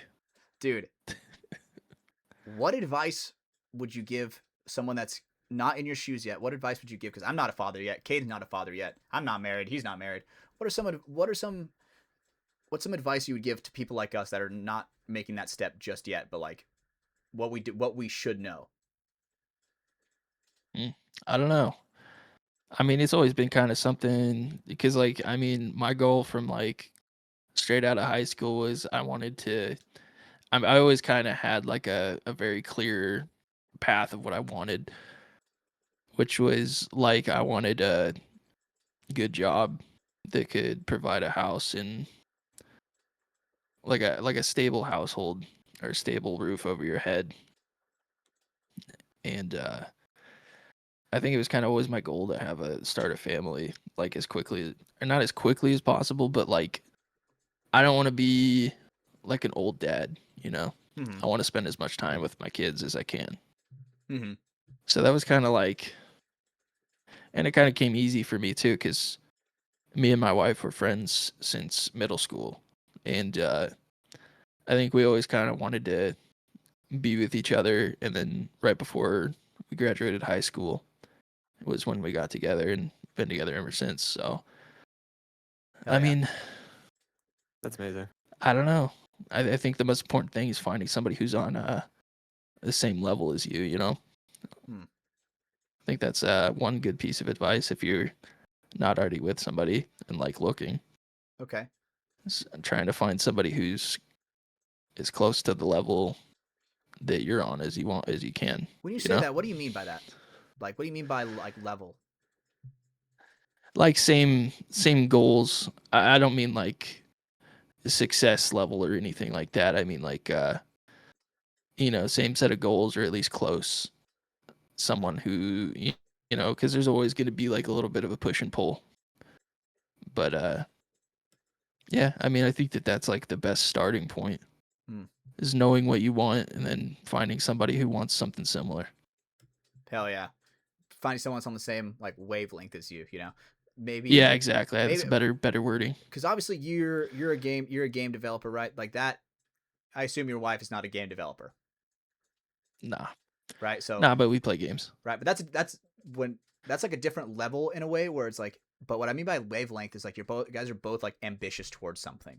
You know, like you have your game and she has whatever that she's like passionate about. You know, finding someone who's like not passionate about anything. You know, it's like that's a quick way to just watch a boulder sit there. You know, I think that's a watch good the paint dry. No, that's a great point. Like having somebody who has something that they want to work towards you know, I'm a pretty goal oriented person. It's like after this one thing, like even if I don't have the next thing in mind, which I usually do, it's always got to be something. Like I'm constantly moving. I think that's kind of why I pick up so many hobbies too. It's like I want to try something new, and when I get into it, I got like an autistic fixation on this thing for I feel that, however bro. long, you know. Yeah, definitely. Sometimes like when I'm YouTube surfing, I'll just like find a random YouTube video, and now I'm like, whoa, now I'm like way into rocks, and now I'm like doing research on rocks and shit, and I'm just like, whoa, dude, chill out, dude. I feel like I'm what's that guy from Breaking Bad, Hank? He's like, hey, they're my minerals, like you can't let In the the old garage in. with your That's rock collection. that's a Yeah. little bit too old for me. I can't get into that just yet. I got to stick around to the paintball, motocross, the cool kid shit, I right? just be diving into space theories. That's the videos I'd be clicking on. Well, what space theory you been on? That our existence, our world, and everything is inside of a black hole. I've just listened to something about that, about how it's like um infinite, right? The whole like the universe being infinite. What does that mean? Does that mean that there's just blackness out there, and then every once in a while there's a planet, or is it going to be like, because they were making the The theory is that it's infinite. yeah, right? Because that Okay. is that not what we think it is, like for the average person, is that it's infinite?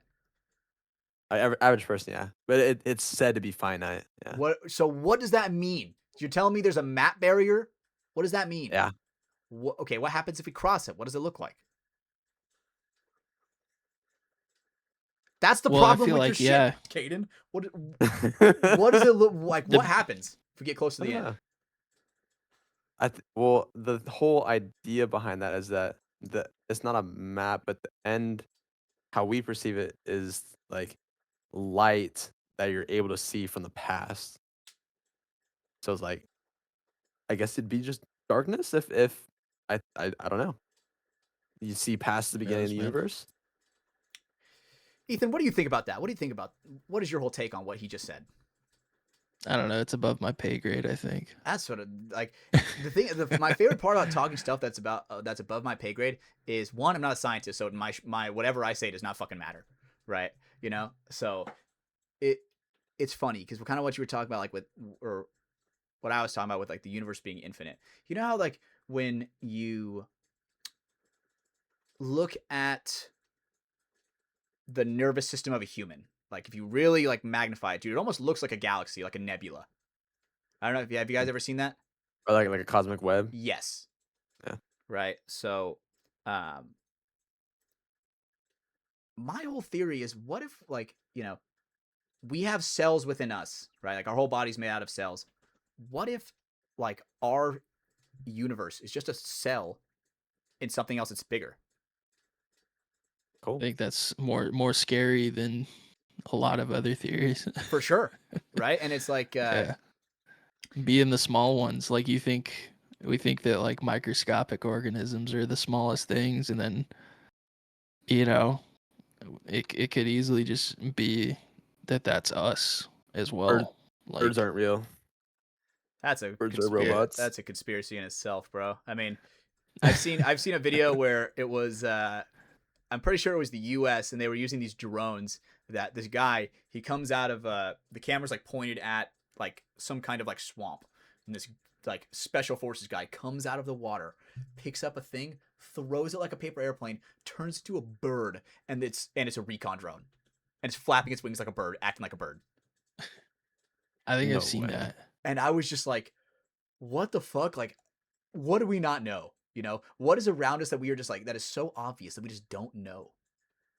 I don't know. It's like the remote viewing type of thing. There's a conspiracy, I think, where the government was using birds or something, or birds or cats or something like that, and like something about seeing through the eyes of those birds or cats or whatever it is. I don't know. It's That is so crazy. pretty out They, there, but they charge on telephone poles, telling you. if you could imagine, I mean, I don't even know. Just Yeah. the thing is that's so at least wrong with me is the fact that everything is just like a conspiracy to me. Like nothing can just be that, you know? Like It's got to be in front of my face exactly. It has. for I me have to to believe see it it. with You my know? own eyes, right? Or like, okay, some like I guess like sad news. I don't know. Did you guys see that Oliver Tree died earlier this week, or Yeah. like Yeah. maybe yesterday, Yeah. 2 days ago? Dude, the conspiracy behind that. You guys hear about that? No, but I can imagine. Which part? About Oh, yeah, I've how heard multiple. Atlantic Records. He was leaving Atlantic Records, and there have been multiple Oh, people who have died in plane crashes as soon as they announce that they're going to leave that record label. On that note, you and I have been in a helicopter together once. I think I'm gonna stay away from helicopters now. I've Dude, seen too much shit happen. bro, my girlfriend was like, never touching one. man, you have. I still cannot believe you had the balls to go in a helicopter with Caden. Like as soon as the Oliver Well, Tree thing we came did. out. What are the odds, right? Yeah, That we did do what are that the was what odds. we did. You're right, dude. And you have to honor that, whether you die or not. At least you're dying honorably, right? Are you familiar with the what are the odds game, Ethan? No. So it's like a thing where like so in this situation where there's three of us, you would be like the referee, right? And you would call the countdown. You're like, be like, okay, hey, what are the odds that you go ride in that helicopter? Like, oh, 1 in 20, Oh, right? And then you be the referee, be like 3, 2, 1, and then we both would say a number. And if it's the same number, you got to do it. Yeah, I can't even imagine. Okay, we have a teammate that I'm not even going to name names, but he went against that code, and we have not let him forget that. It's just one of those things where, Been like 2-3 years. bro code. If you break that, bro, what is wrong with you? It's like breaking a pinky promise. You just don't do that. And but yeah, I just back to what the whole conspiracy thing. I hate how if it's not directly in front of my face, I have to question it. And it's like the whole thing where it's like, oh, dude, you're just a conspiracy theorist. How much of this stuff ends up actually being like true? Or like, like people question it for so long to where it's like the truth comes out and what was presented to the public was not really the thing that ended up happening. Like what do Yeah. we not know? yeah. It's gonna be a good tool when AI completely takes over. I mean, shit, bro, dude, it's scary with AI, dude. Like, I'm pretty sure I don't know if I said this on the last podcast, Caden, but there was like someone in politics that uploaded a photo on Twitter of like Oh yeah. ISIS soldiers like taking over a command post and like imprisoning multiple U.S. soldiers, and they uploaded that, and they're like, oh, like ISIS takes U.S. hostages, U.S. soldiers hostage. Bro, the image that she uploaded still had the Gemini AI logo on it. And there are people that, dude, I turn on GTA news and my mom would think that's real. You know what I'm saying? Like there are people who like they're just like Yeah. oh, that I see it, that's for sure real. Right? And I don't know, I just can't be that kind of person where I just have to be like, is that really real? Is that really how it happened? Like I just have to question everything, and it sucks that I have to do that now. I don't know. Valid. AI makes me question everything now. What are your whole thoughts on AI, Ethan? Where do you think it's going? I don't know. I mean, it depends. I mean, like looping back to earlier, I mean, there's a stigma behind it being used for creative purposes. Mm-hmm. I think it just really depends. I don't know. I mean, I don't think it's gonna be like freaking Terminator and take over, Mm-hmm. but I don't know. I think it's gonna be a problem in some capacity. I don't see it taking people's like jobs where shit needs to be absolutely certain. Mm-hmm. Like Anytime soon, at least. I feel like one thing that definitely could be like on complete automation is like potentially if you get like machines and you could like do crops, automatically or something. I don't know. I feel like that would be like the best place for it, like harvesting lettuce. I don't know. When I think of AI, I think of the iRobot with Will Smith, Of course. where it's the like, can you paint a painting or whatever the fuck, and the robot's like, can you? It's like, damn.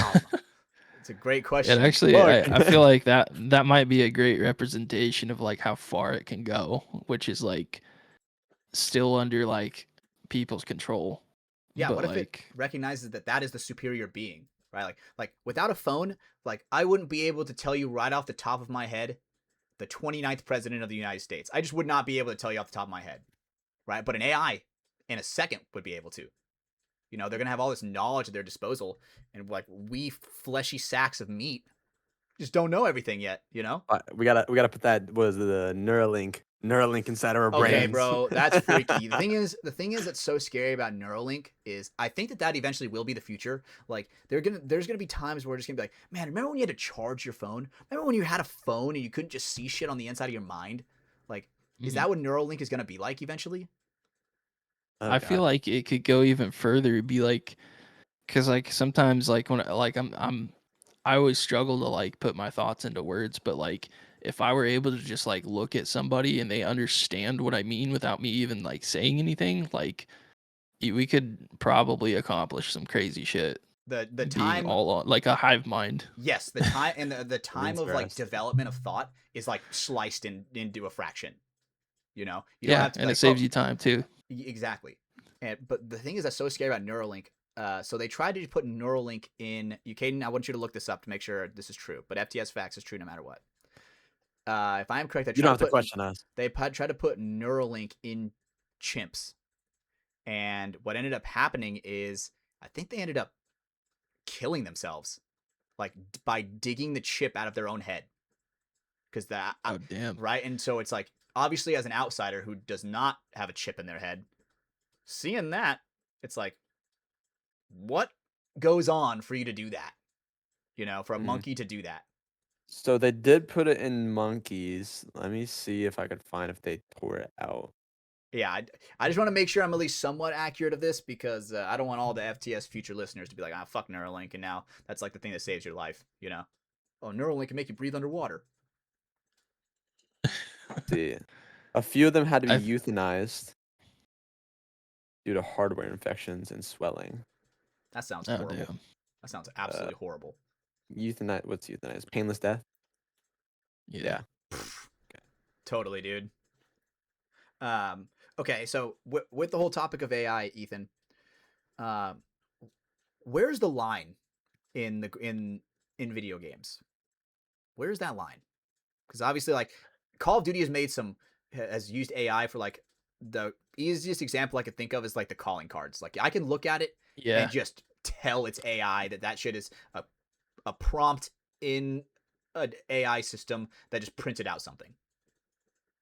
Yeah, that's one of the qualms I have with it is like if I can look at it and it just looks like something that was completely AI generated, like yeah, that's a instant no for me. But like things like the logos for like the teams, when I'm like generating those, I'm like, cause I come from a graphic design background, and these things that I generate, I'm like giving them a very specific prompt of like what to put in the image, and I'm doing it in a way where I'm only using them as like if they basically were able to come out how I would have done it myself, you know?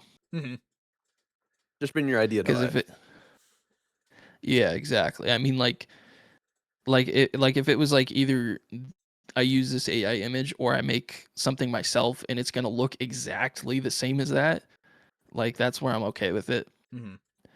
I think like I mean I think that kind of is the line for me personally, is because I mean like the calling cards, it also depends on the company too, because like Activision, you know, they got like huge pockets. Oh yeah. Me, I'm not doing this because I have to use the AI to make something happen. I'm doing it because like it's just a huge time saver. And I'm still going, don't get me wrong, I'm still going in and cleaning up, even going as far as to like redesigning some of the logos. Mm-hmm. I'm still doing a lot of manual work when it comes to them, but I mean, it's one of those things where like it would just, I can save the time there, and it's not gonna sacrifice the quality whatsoever. Mm-hmm. Okay. It's not gonna be like off-putting to anybody either. Yeah, because I mean, kind of like what you said, when you can like look at it and kind of tell that it was generated, Yeah. you know, you're kind of, you like question it. You're like, what else is generated? You know, what else is not like, you know, like human made in this game? You know, It's a just whole spiral. kind of questions Yeah. their integrity of how much they like could possibly use of AI, if that makes sense.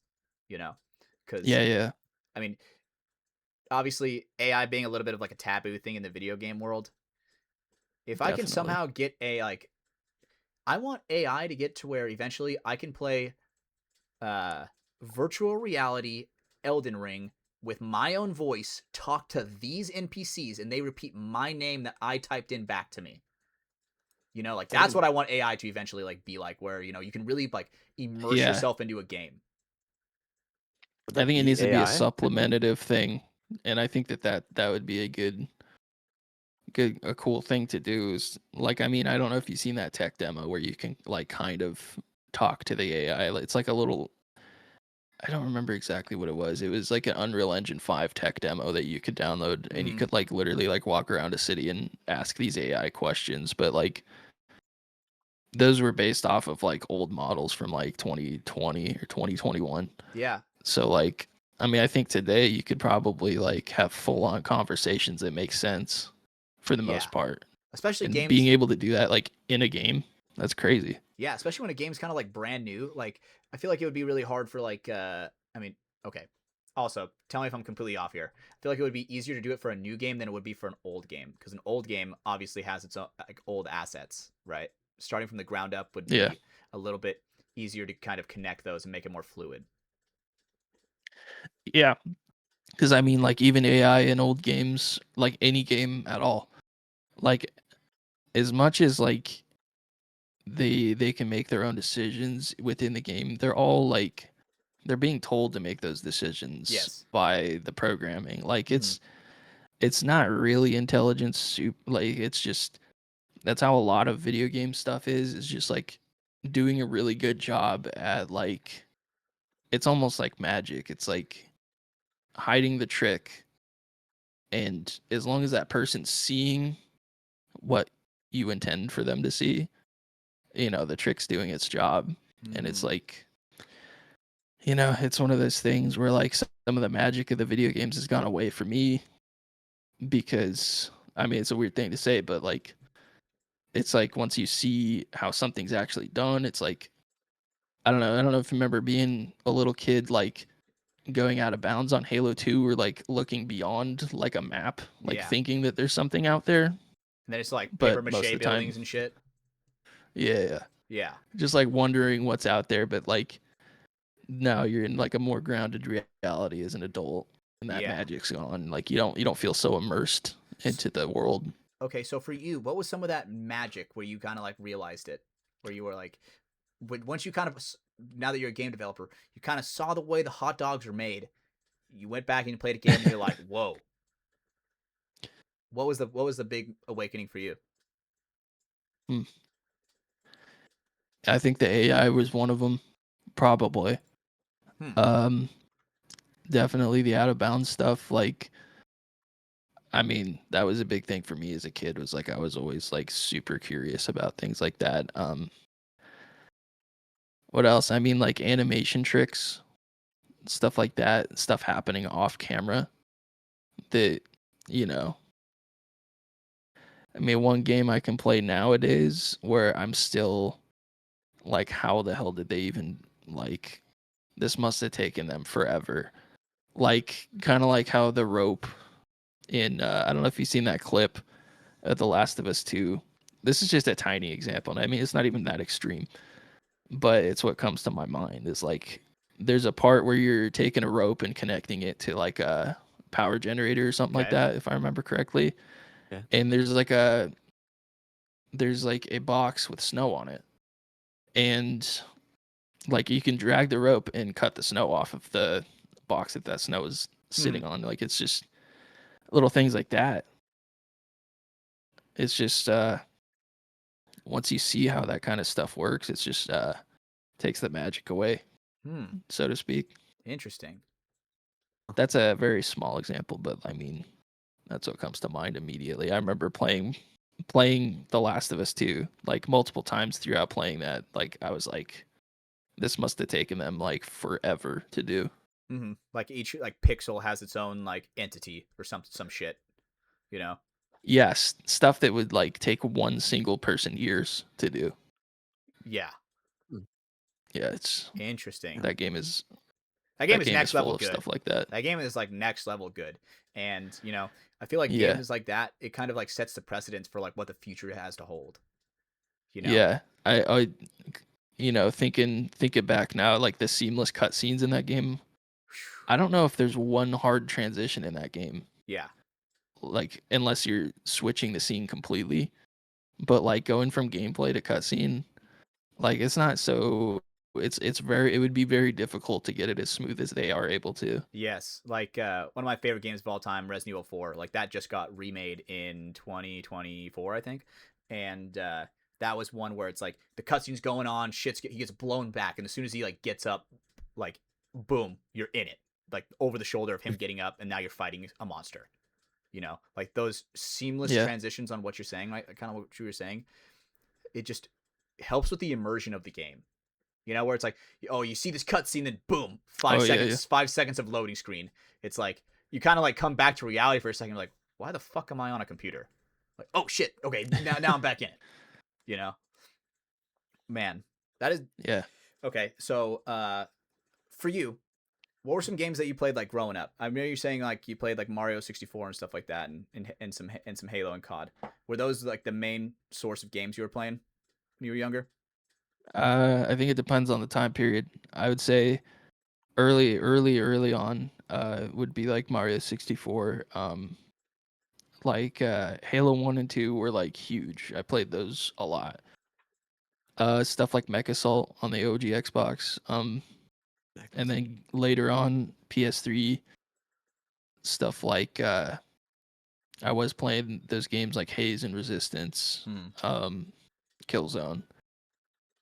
MX versus ATV was like a prominent game throughout my childhood, obviously. So good, dude. Okay. Yeah, all of those games, the ATV Off-Road Fury, all of those. MX Unleashed. They were bro. like super prominent. So much fun, dude. I started like playing like split screen with my friends, and just like wrecking into each other, like just having so much fun doing that. Because obviously, you know, when you're a kid and you have your imagination at you know your fingertips, you're just like, oh, we're making a race, even though you're in like free drive when you're just like driving in circles and shit. You know, like oh, I'll race you to this, Yeah, or something like that. I don't know, but man, okay, yeah, the Call of Duties, from like Modern Warfare, Call of Duty 4, all the way till great game. I don't know. I'm not sure exactly when I stopped. Maybe like sometime after Ghosts, but then I would say moving into like my teenage years, I was like back into Halo. Like I finally got a 360. I got one really late compared to everybody else, but that yeah, playing like GTA 5, Halo 4, Halo 3. Played a lot of Reach, especially like Forge. Fallout was a big one that I played. Skyrim was another one. That was on my top 10 for sure. Skyrim. I think it was my number 7. That game was there's just probably so good. We grew up without a lot of money, so like I had a lot of bargain bin games. Oh, dude, like the GameStop one where you would get the pre-owned version and they would have like their own cover on it. Did you ever have any of those? Like, dude, I probably had some of those in like my arsenal where I still have some. I still have some, yeah. Right, and they just, I mean, dude, like all the GameStops are like closing because nobody gets like physical games anymore. Everything's like downloaded. Have you been in one recently? A GameStop? I did. Not even too long ago. Sometimes, like if I see one, I'm like, I gotta go in. I have to see what's going on in there, just for my own sake. You know, dude, all those memes are like. Closing? What'd you say, kid? So they're actually closing? Oh, dude, they're like, I feel like the second they lose, you know, 0.1% of their stock, they're fucking closing down 10 stores. You know, and what were you saying? You were saying something, Ethan. Go ahead. I was just gonna say, like all those memes of them being like a card and plushie shop now are like so That's true. very accurate. Like the video game section, like like if you want to look at like the Xbox One or PS4 games, like the section's like right here and that's it. Yeah. Like it's crazy. They don't even carry older games, most of them either. No, they don't. Or you have to ask for them, and they're like, oh, they bring out a box and like, and they blow the dust off, like, go look through it, you know. But I went to one not even that long ago. I was on my way home from practice, and I got like Chipotle, and there was a GameStop right next to it, and I was like, oh, I'm going in, and I go in. It was like Okay, I hope it doesn't repeat like what it did. It reminded me of like early 2000s like Radio Shack, where it's like you can go in and you like, at least that my local spot was like Radio Shack, where you could like go in and like duel people with like Yu-Gi-Oh or like Magic the Gathering, you know. Like, that there was Yeah. there was just like 3 tables of just like people dueling in like there was Magic the Gathering, there was Yu-Gi-Oh, and I there was some other like third card game that I didn't recognize before. So it is crazy that that is what GameStop is turning into, is, you know, the card shop. Because Yeah. I mean, what do you think about the whole thing where they're, you know, you don't really own your games, you just own a license to play them? I don't know. It depends. I mean, I'm really big on physical media. I mean, like, I have VHS tapes and like a CRT TV sitting right next to me. Like, I'm like really big on physical media. So like, I'm always going into those shops and grabbing Xbox 360 games, original Xbox, PS2, stuff like that.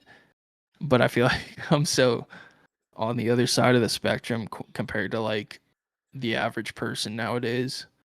Because I feel like maybe it's an age thing. I don't know. Maybe past a certain age, kids just don't give a shit about any of the older stuff that we had growing up. I mean, how old are you? I am 28. Okay, we're about the same age. I'm 27. Oh, hell yeah. So like, yeah, growing up, I mean, that was like a big thing. Was going to GameStop for like the midnight releases and stuff, you know? Bro, dude, I remember the very last one I ever went to was Black Ops 3, and that was in 2015. I was like, I was in high school, right? And I technically just graduated, and me and my friends, you know, we're like in this intermediate point before we go to college, right? We're like, oh, dude, grind time. And we went to the midnight release of Call of Duty Black Ops 3, and at a GameStop, there was just no other feeling like that. You know, that and that was like really mundane compared to what they used to be like. I remember I went to the Modern Warfare 3 one. Yeah. And there were like legitimate like special ops soldiers doing challenges in the parking lot with random people. Like, oh, you want to win a Modern Warfare night vision goggle set? And I'm like, yeah. They're like, do 100 push-ups. And I'm like, fuck. Right? I could do everything but the 100 push-ups back then, you know? They're like, all right. And I remember they had us race. So I'm like racing these like 40-year-old dudes and I had moccasins, and they have their like cowboy work boots on that are stained with oil and shit. And I'm just like smoking them, and they're like not getting the t-shirt because I'm just hogging them all, you know? It was gaming was just so much different back in the day. Kane, you ever experienced midnight release? No, I Damn, dude. didn't. I feel like now you can kind of like, I mean, it's not even midnight release anymore. They always release them like 9 o'clock, so then you can play them at midnight if you have shitty internet, so you can download them. You know? Yeah, it's not fun. It's not. And the fun. problem is It needs to be midnight. You got to stay having up all night. Yep. having a computer now is like you're not gonna get anything physical at all. No. No. They don't just even sell purely disk hate drives in that. your computer anymore. Like any computer that you build, it's like you're not putting a disk drive in there. Nah. Fuck no. You got way more stuff rerouted in there. I mean, if you really care about cable management, you ain't putting one in there, you know? But I don't think it would probably be tough to even find a case that would accept a disk drive anymore. for sure. For sure. It would have to be like some kind of like third party like setup. You have to like plug it in through USB or through display cable. Yeah, Some, you like, can buy those on sleeper build. Amazon. You know, okay. For you, Ethan, before we start wrapping it up, what is your favorite type of physical media? Favorite type? Mm-hmm. You said you got VHS, you got probably some 360 games. What is? I would say 360 games probably. Anything 360. Like I'm kind of a hoarder when it comes to like anything Xbox. Like I'm big on OG Xbox. Like I got. Shit, Damn, okay. if you had a blue controller Just- back in the day, you were not letting anybody else use that shit. Oh yeah, that was mine. That's actually mine from back then. It's yeah, fucking you like crazy bring how that. long I've had it. You like bring that over in like your backpack. You're like you pull that out of your. You're not using your friend's secondary controller, bro. I was the kind of kid that always brought my own. You know. So, but Yeah. I mean, I kind of semi collect that kind of stuff. Like if I find a good deal on a 360 controller and the thumbsticks feel awesome, which they usually don't, no. I'll pick it up because even if I don't need it. Yeah. I like having. I mean, that's kind of my thing that I like. Physical media because I feel like when something happens and AI does take over and I'm like forced underground in my bunker, with one single outlet, dude, you can still play 360 on that bad boy because Yeah. now everything requires internet. Everything requires internet. Everything Yeah. requires internet. That was back then where if you wanted the new Call of Duty, you didn't even need internet. You could just plug it in, or you could just put the disc in, plug in your Xbox, and play the campaign right then and there. Now you got to sit down for 6 hours while it downloads 250 gigs because it's downloading all this useless shit that you don't need. Yeah. Like, fair enough. Gaming has just come such a long way, obviously for the better, because we're at the point to where I would say the next big step up is like virtual reality with like bodysuits and shit. That's like the next big thing. I mean, it's already becoming a thing. For sure. Like there are Play Infinite Paintball with a bodysuit on. Like I mean, imagine how sick would that. I mean, honestly, paintball in VR is pretty crazy. I mean, yeah. I only tried it a little bit, but like it's just nuts. Like you can't mimic because like that is one of the challenges with making Infinite was like sometimes you're shaping your body to the bunker. Yeah. Like a Dorito, you're playing it kind of crooked, to be in line with the way the bunker's shaped. Yes. And then, I mean, yeah, I like all of the whole field and everything in the game. Every field is to scale, and all the bunkers are almost to scale. But like, I have to like mess with mostly just the heights of the bunkers because you got 3 levels that you can be. You can be like crouched, or I mean, you can be prone, crouched, or standing, and that's it. Whereas like some bunkers need to be played with like a squat, like the Aztecs, depending on how tall you are. Yeah. Like for me, I got a squat. Mm-hmm. I'm not quite in like a crouch on my knees, but I do have to squat down a bit. It's that was one thing that last time we had you on. That was when you had the big AI update where you could play against bots, right? And I remember that was one thing that you said is you were like, it's impossible to have AI do what a paintball player does, right? No AI like comes and like snapshots like perfectly out of a Dorito. If you left AI up to it by itself, it would look so fucking clunky and so unnatural. Yeah, I mean, like you can get them pretty good. I mean, that's one thing that I think that the like Greg Hastings Max did really well was the AI behavior was crazy good. Like, I mean, probably as good as it could be. For that time, that was advanced. Game. That was incredibly advanced for its time. Yeah, and even for today's standards, like take out the gunplay and stuff. Like, just look at like the AI by itself and like the way it would react.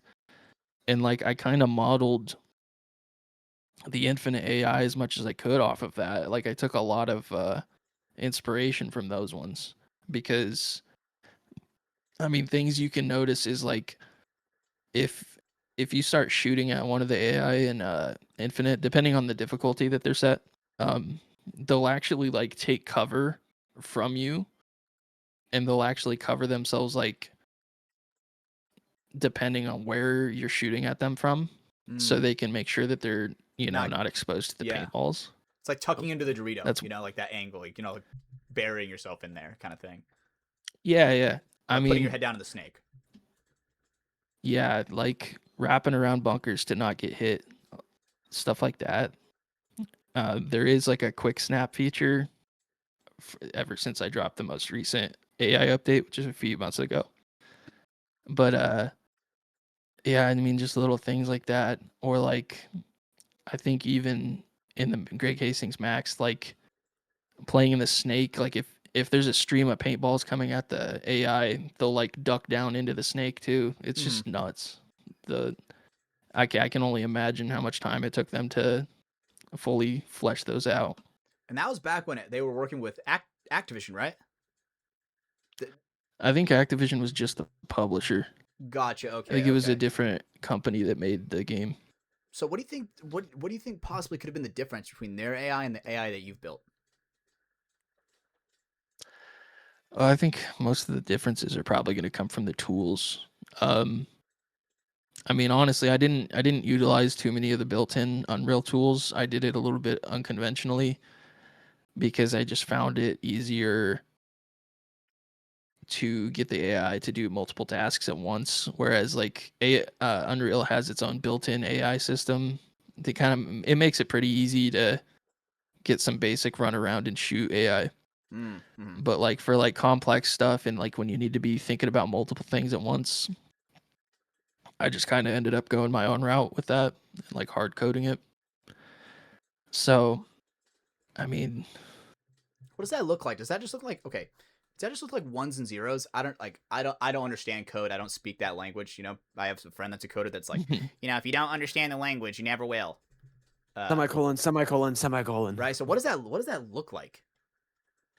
so have you ever messed with Blender or like even some editing softwares? Like, have you ever seen where like in an editing software, if you want to adjust the color or do something crazy, like you can do a text generator or something, Mm-hmm. there'll be like a little thing and you can plug in these nodes to it. I don't know if you've ever seen that, but Unreal Engine has this thing called blueprints, and it's kind of like chunks of C++ that you can plug into each other, and it's called visual scripting as well. That's like a blanket term, Hmm. but that is what I've used to build everything inside of Infinite, and I'm a very visual person, so like it was a very good way for me to learn whether it's considered, you know, I mean, it used to be pretty taboo, but like I think it's becoming increasingly more prominent to do everything in Blueprint, or at least most of it. Mm-hmm. Okay. Wow. But yeah, Damn. Like, obviously, I'm just kind of like sitting here, like trying to imagine what that looks like, right? let me see if I can drop a pic. Oh hell yeah. And it's funny because every time you've been on, there have been moments where you talk the talk, and I'm just listening the listen, you know, and I'm just like trying to absorb as much as I can, because, dude, what you've built with this game, dude, that truly is something special, bro. Genuinely, to And be one of the very few people that can do what you're doing. Not only develop a game, but you're putting something that is not very that is already niche enough like paintball into something to where people that you don't even have to play the sport of paintball and you can still enjoy the game. yeah, I mean that was kind of the goal, was like to bring some more exposure as much as I can, because like I'll get messages about like from people who have never played paintball before saying, "Hey, I found your game and it made me want to go try paintball," and I did. And it's like it's just crazy that it's able, like, even just something that one person was able to do, you know, that's a pretty big accomplishment. And then just the fact that anybody cares at all, you know, is enough for me to keep going. Mm-hmm. You know, that's all the motivation for me that I could ever ask for, you know. Okay. What has been the most rewarding thing that you've gotten from this project? Huh. I think the most rewarding thing is probably the opportunities that it's opened. I mean, that, and like I'm just like extremely grateful for how much support it ended up getting, because like when I hit the release button, even with like I think I had like a little over 1,000 followers on Instagram or something like that, I really didn't think anybody cared about it. Mm-hmm. But then like I don't know, I basically just released it like not expecting it to do anything, and then like the next day there was like the whole server list was like fully populated with crazy amount of people. Like, it was just nuts. And then, yeah, I mean, like, I think that kind of shifted my attitude towards how I, approach the project.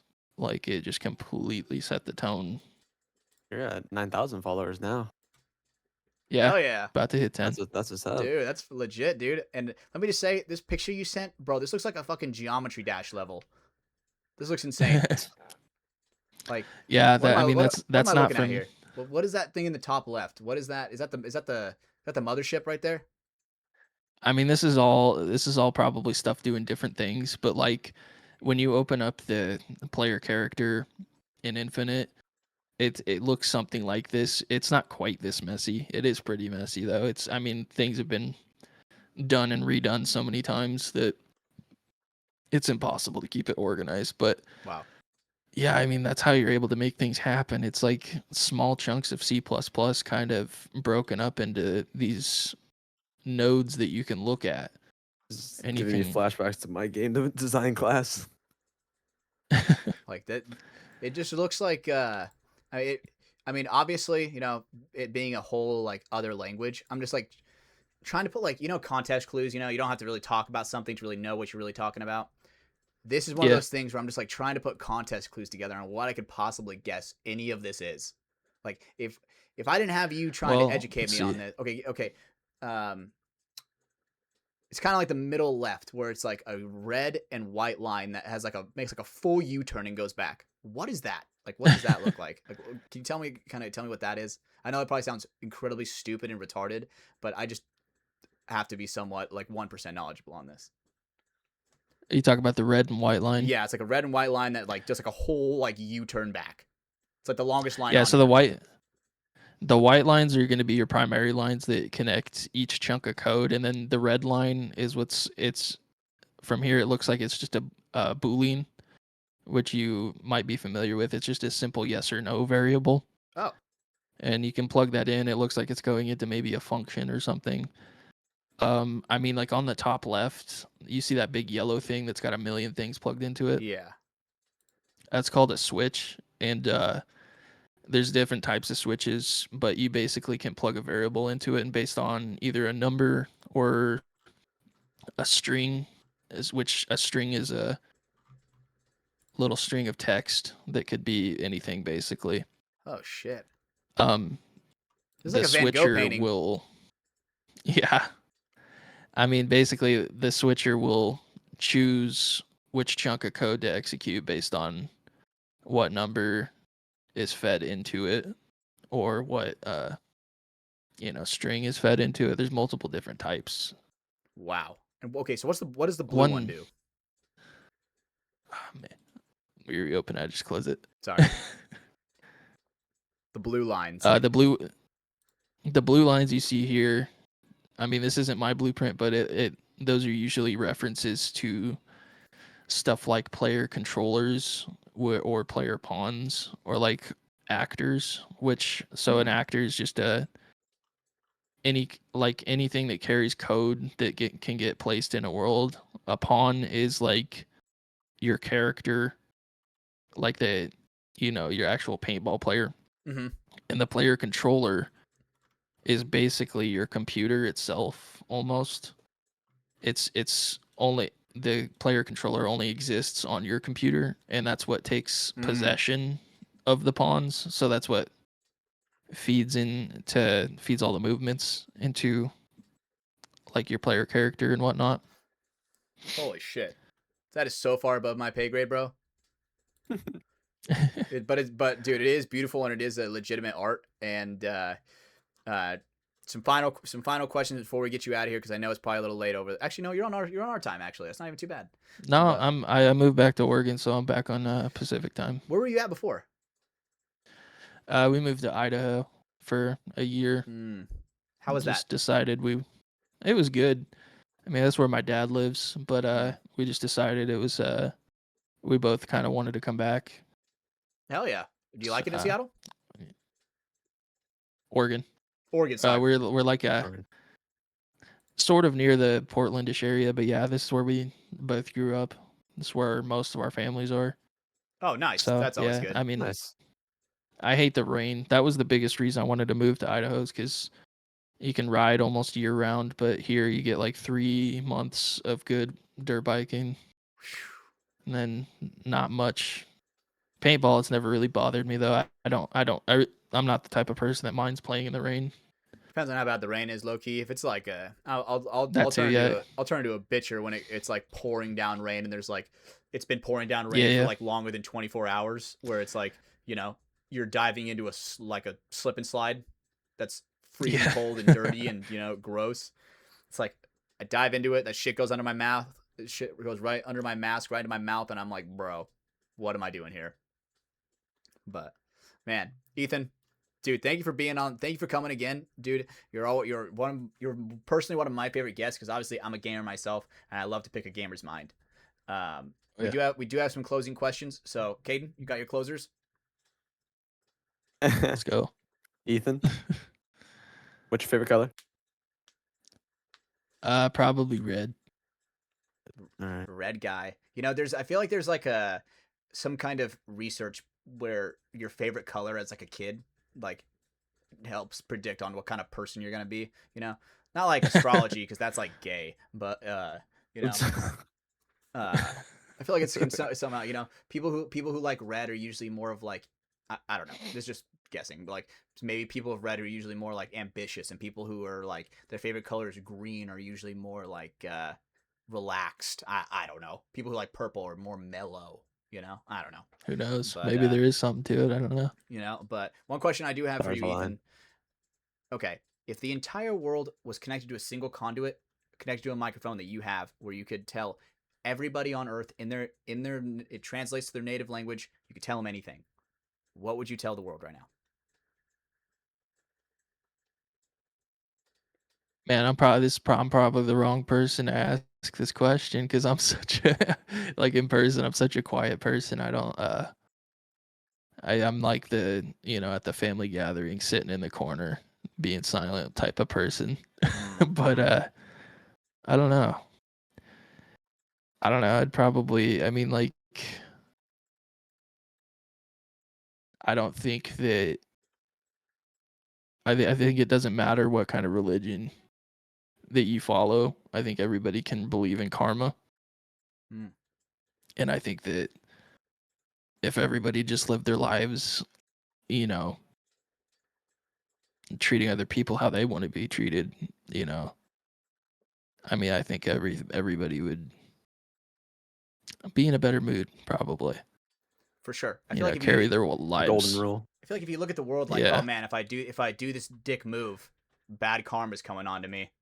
I feel like if people Yeah, would kind of because just I thought like mean, that, if karma like was solid and real, where it's like, oh man, if I steal this orange off the orange tree, I'm gonna get hit by a fucking car.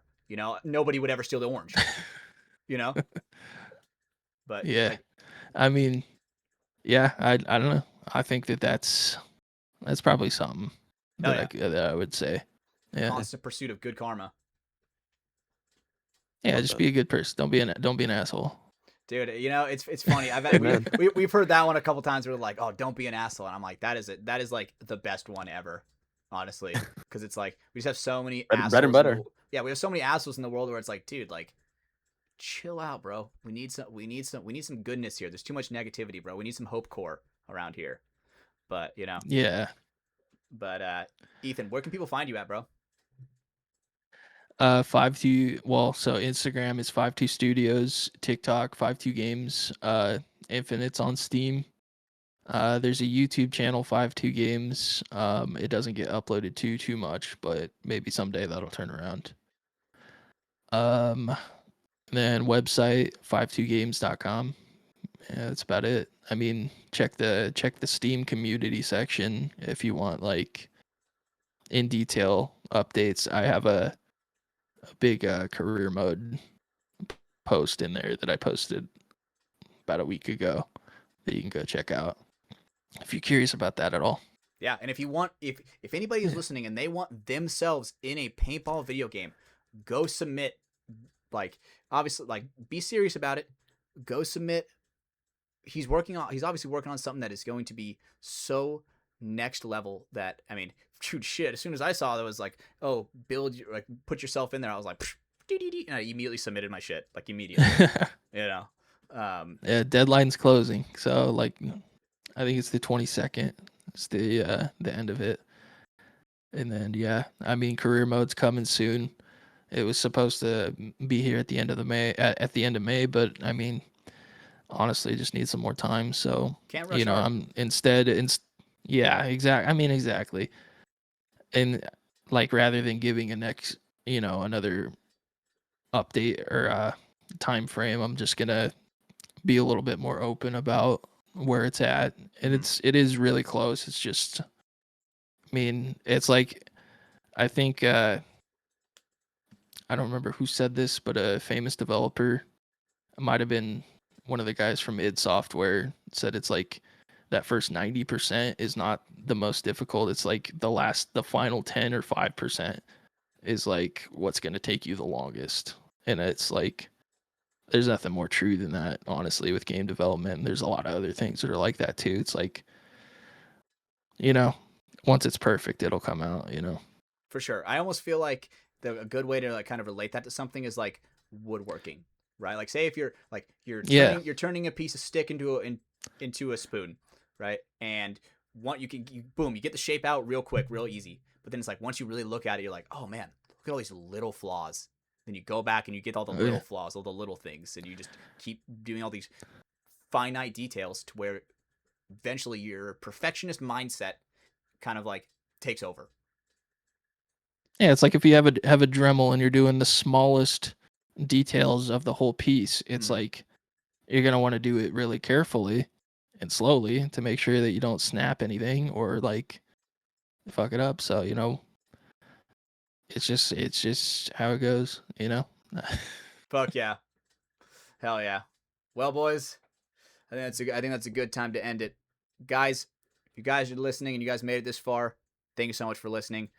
Go on Steam right now, purchase yourself Infinite Tournament Paintball, buy 2 copies, buy one for your friend. There's gonna be great things over there. Career mode coming very, very soon. Quick little sponsor read. Welt's Clothing. Use code FTS. 10% off. Welt's Wednesday. Come on, boys. Like, get yourself some good merch. Hormesis Paintball. Go get a sick headband. Look what Caden's wearing. He's got some sick headbands. Have you ever worked with Hormesis? You ever worked with Hormesis at all? Yeah.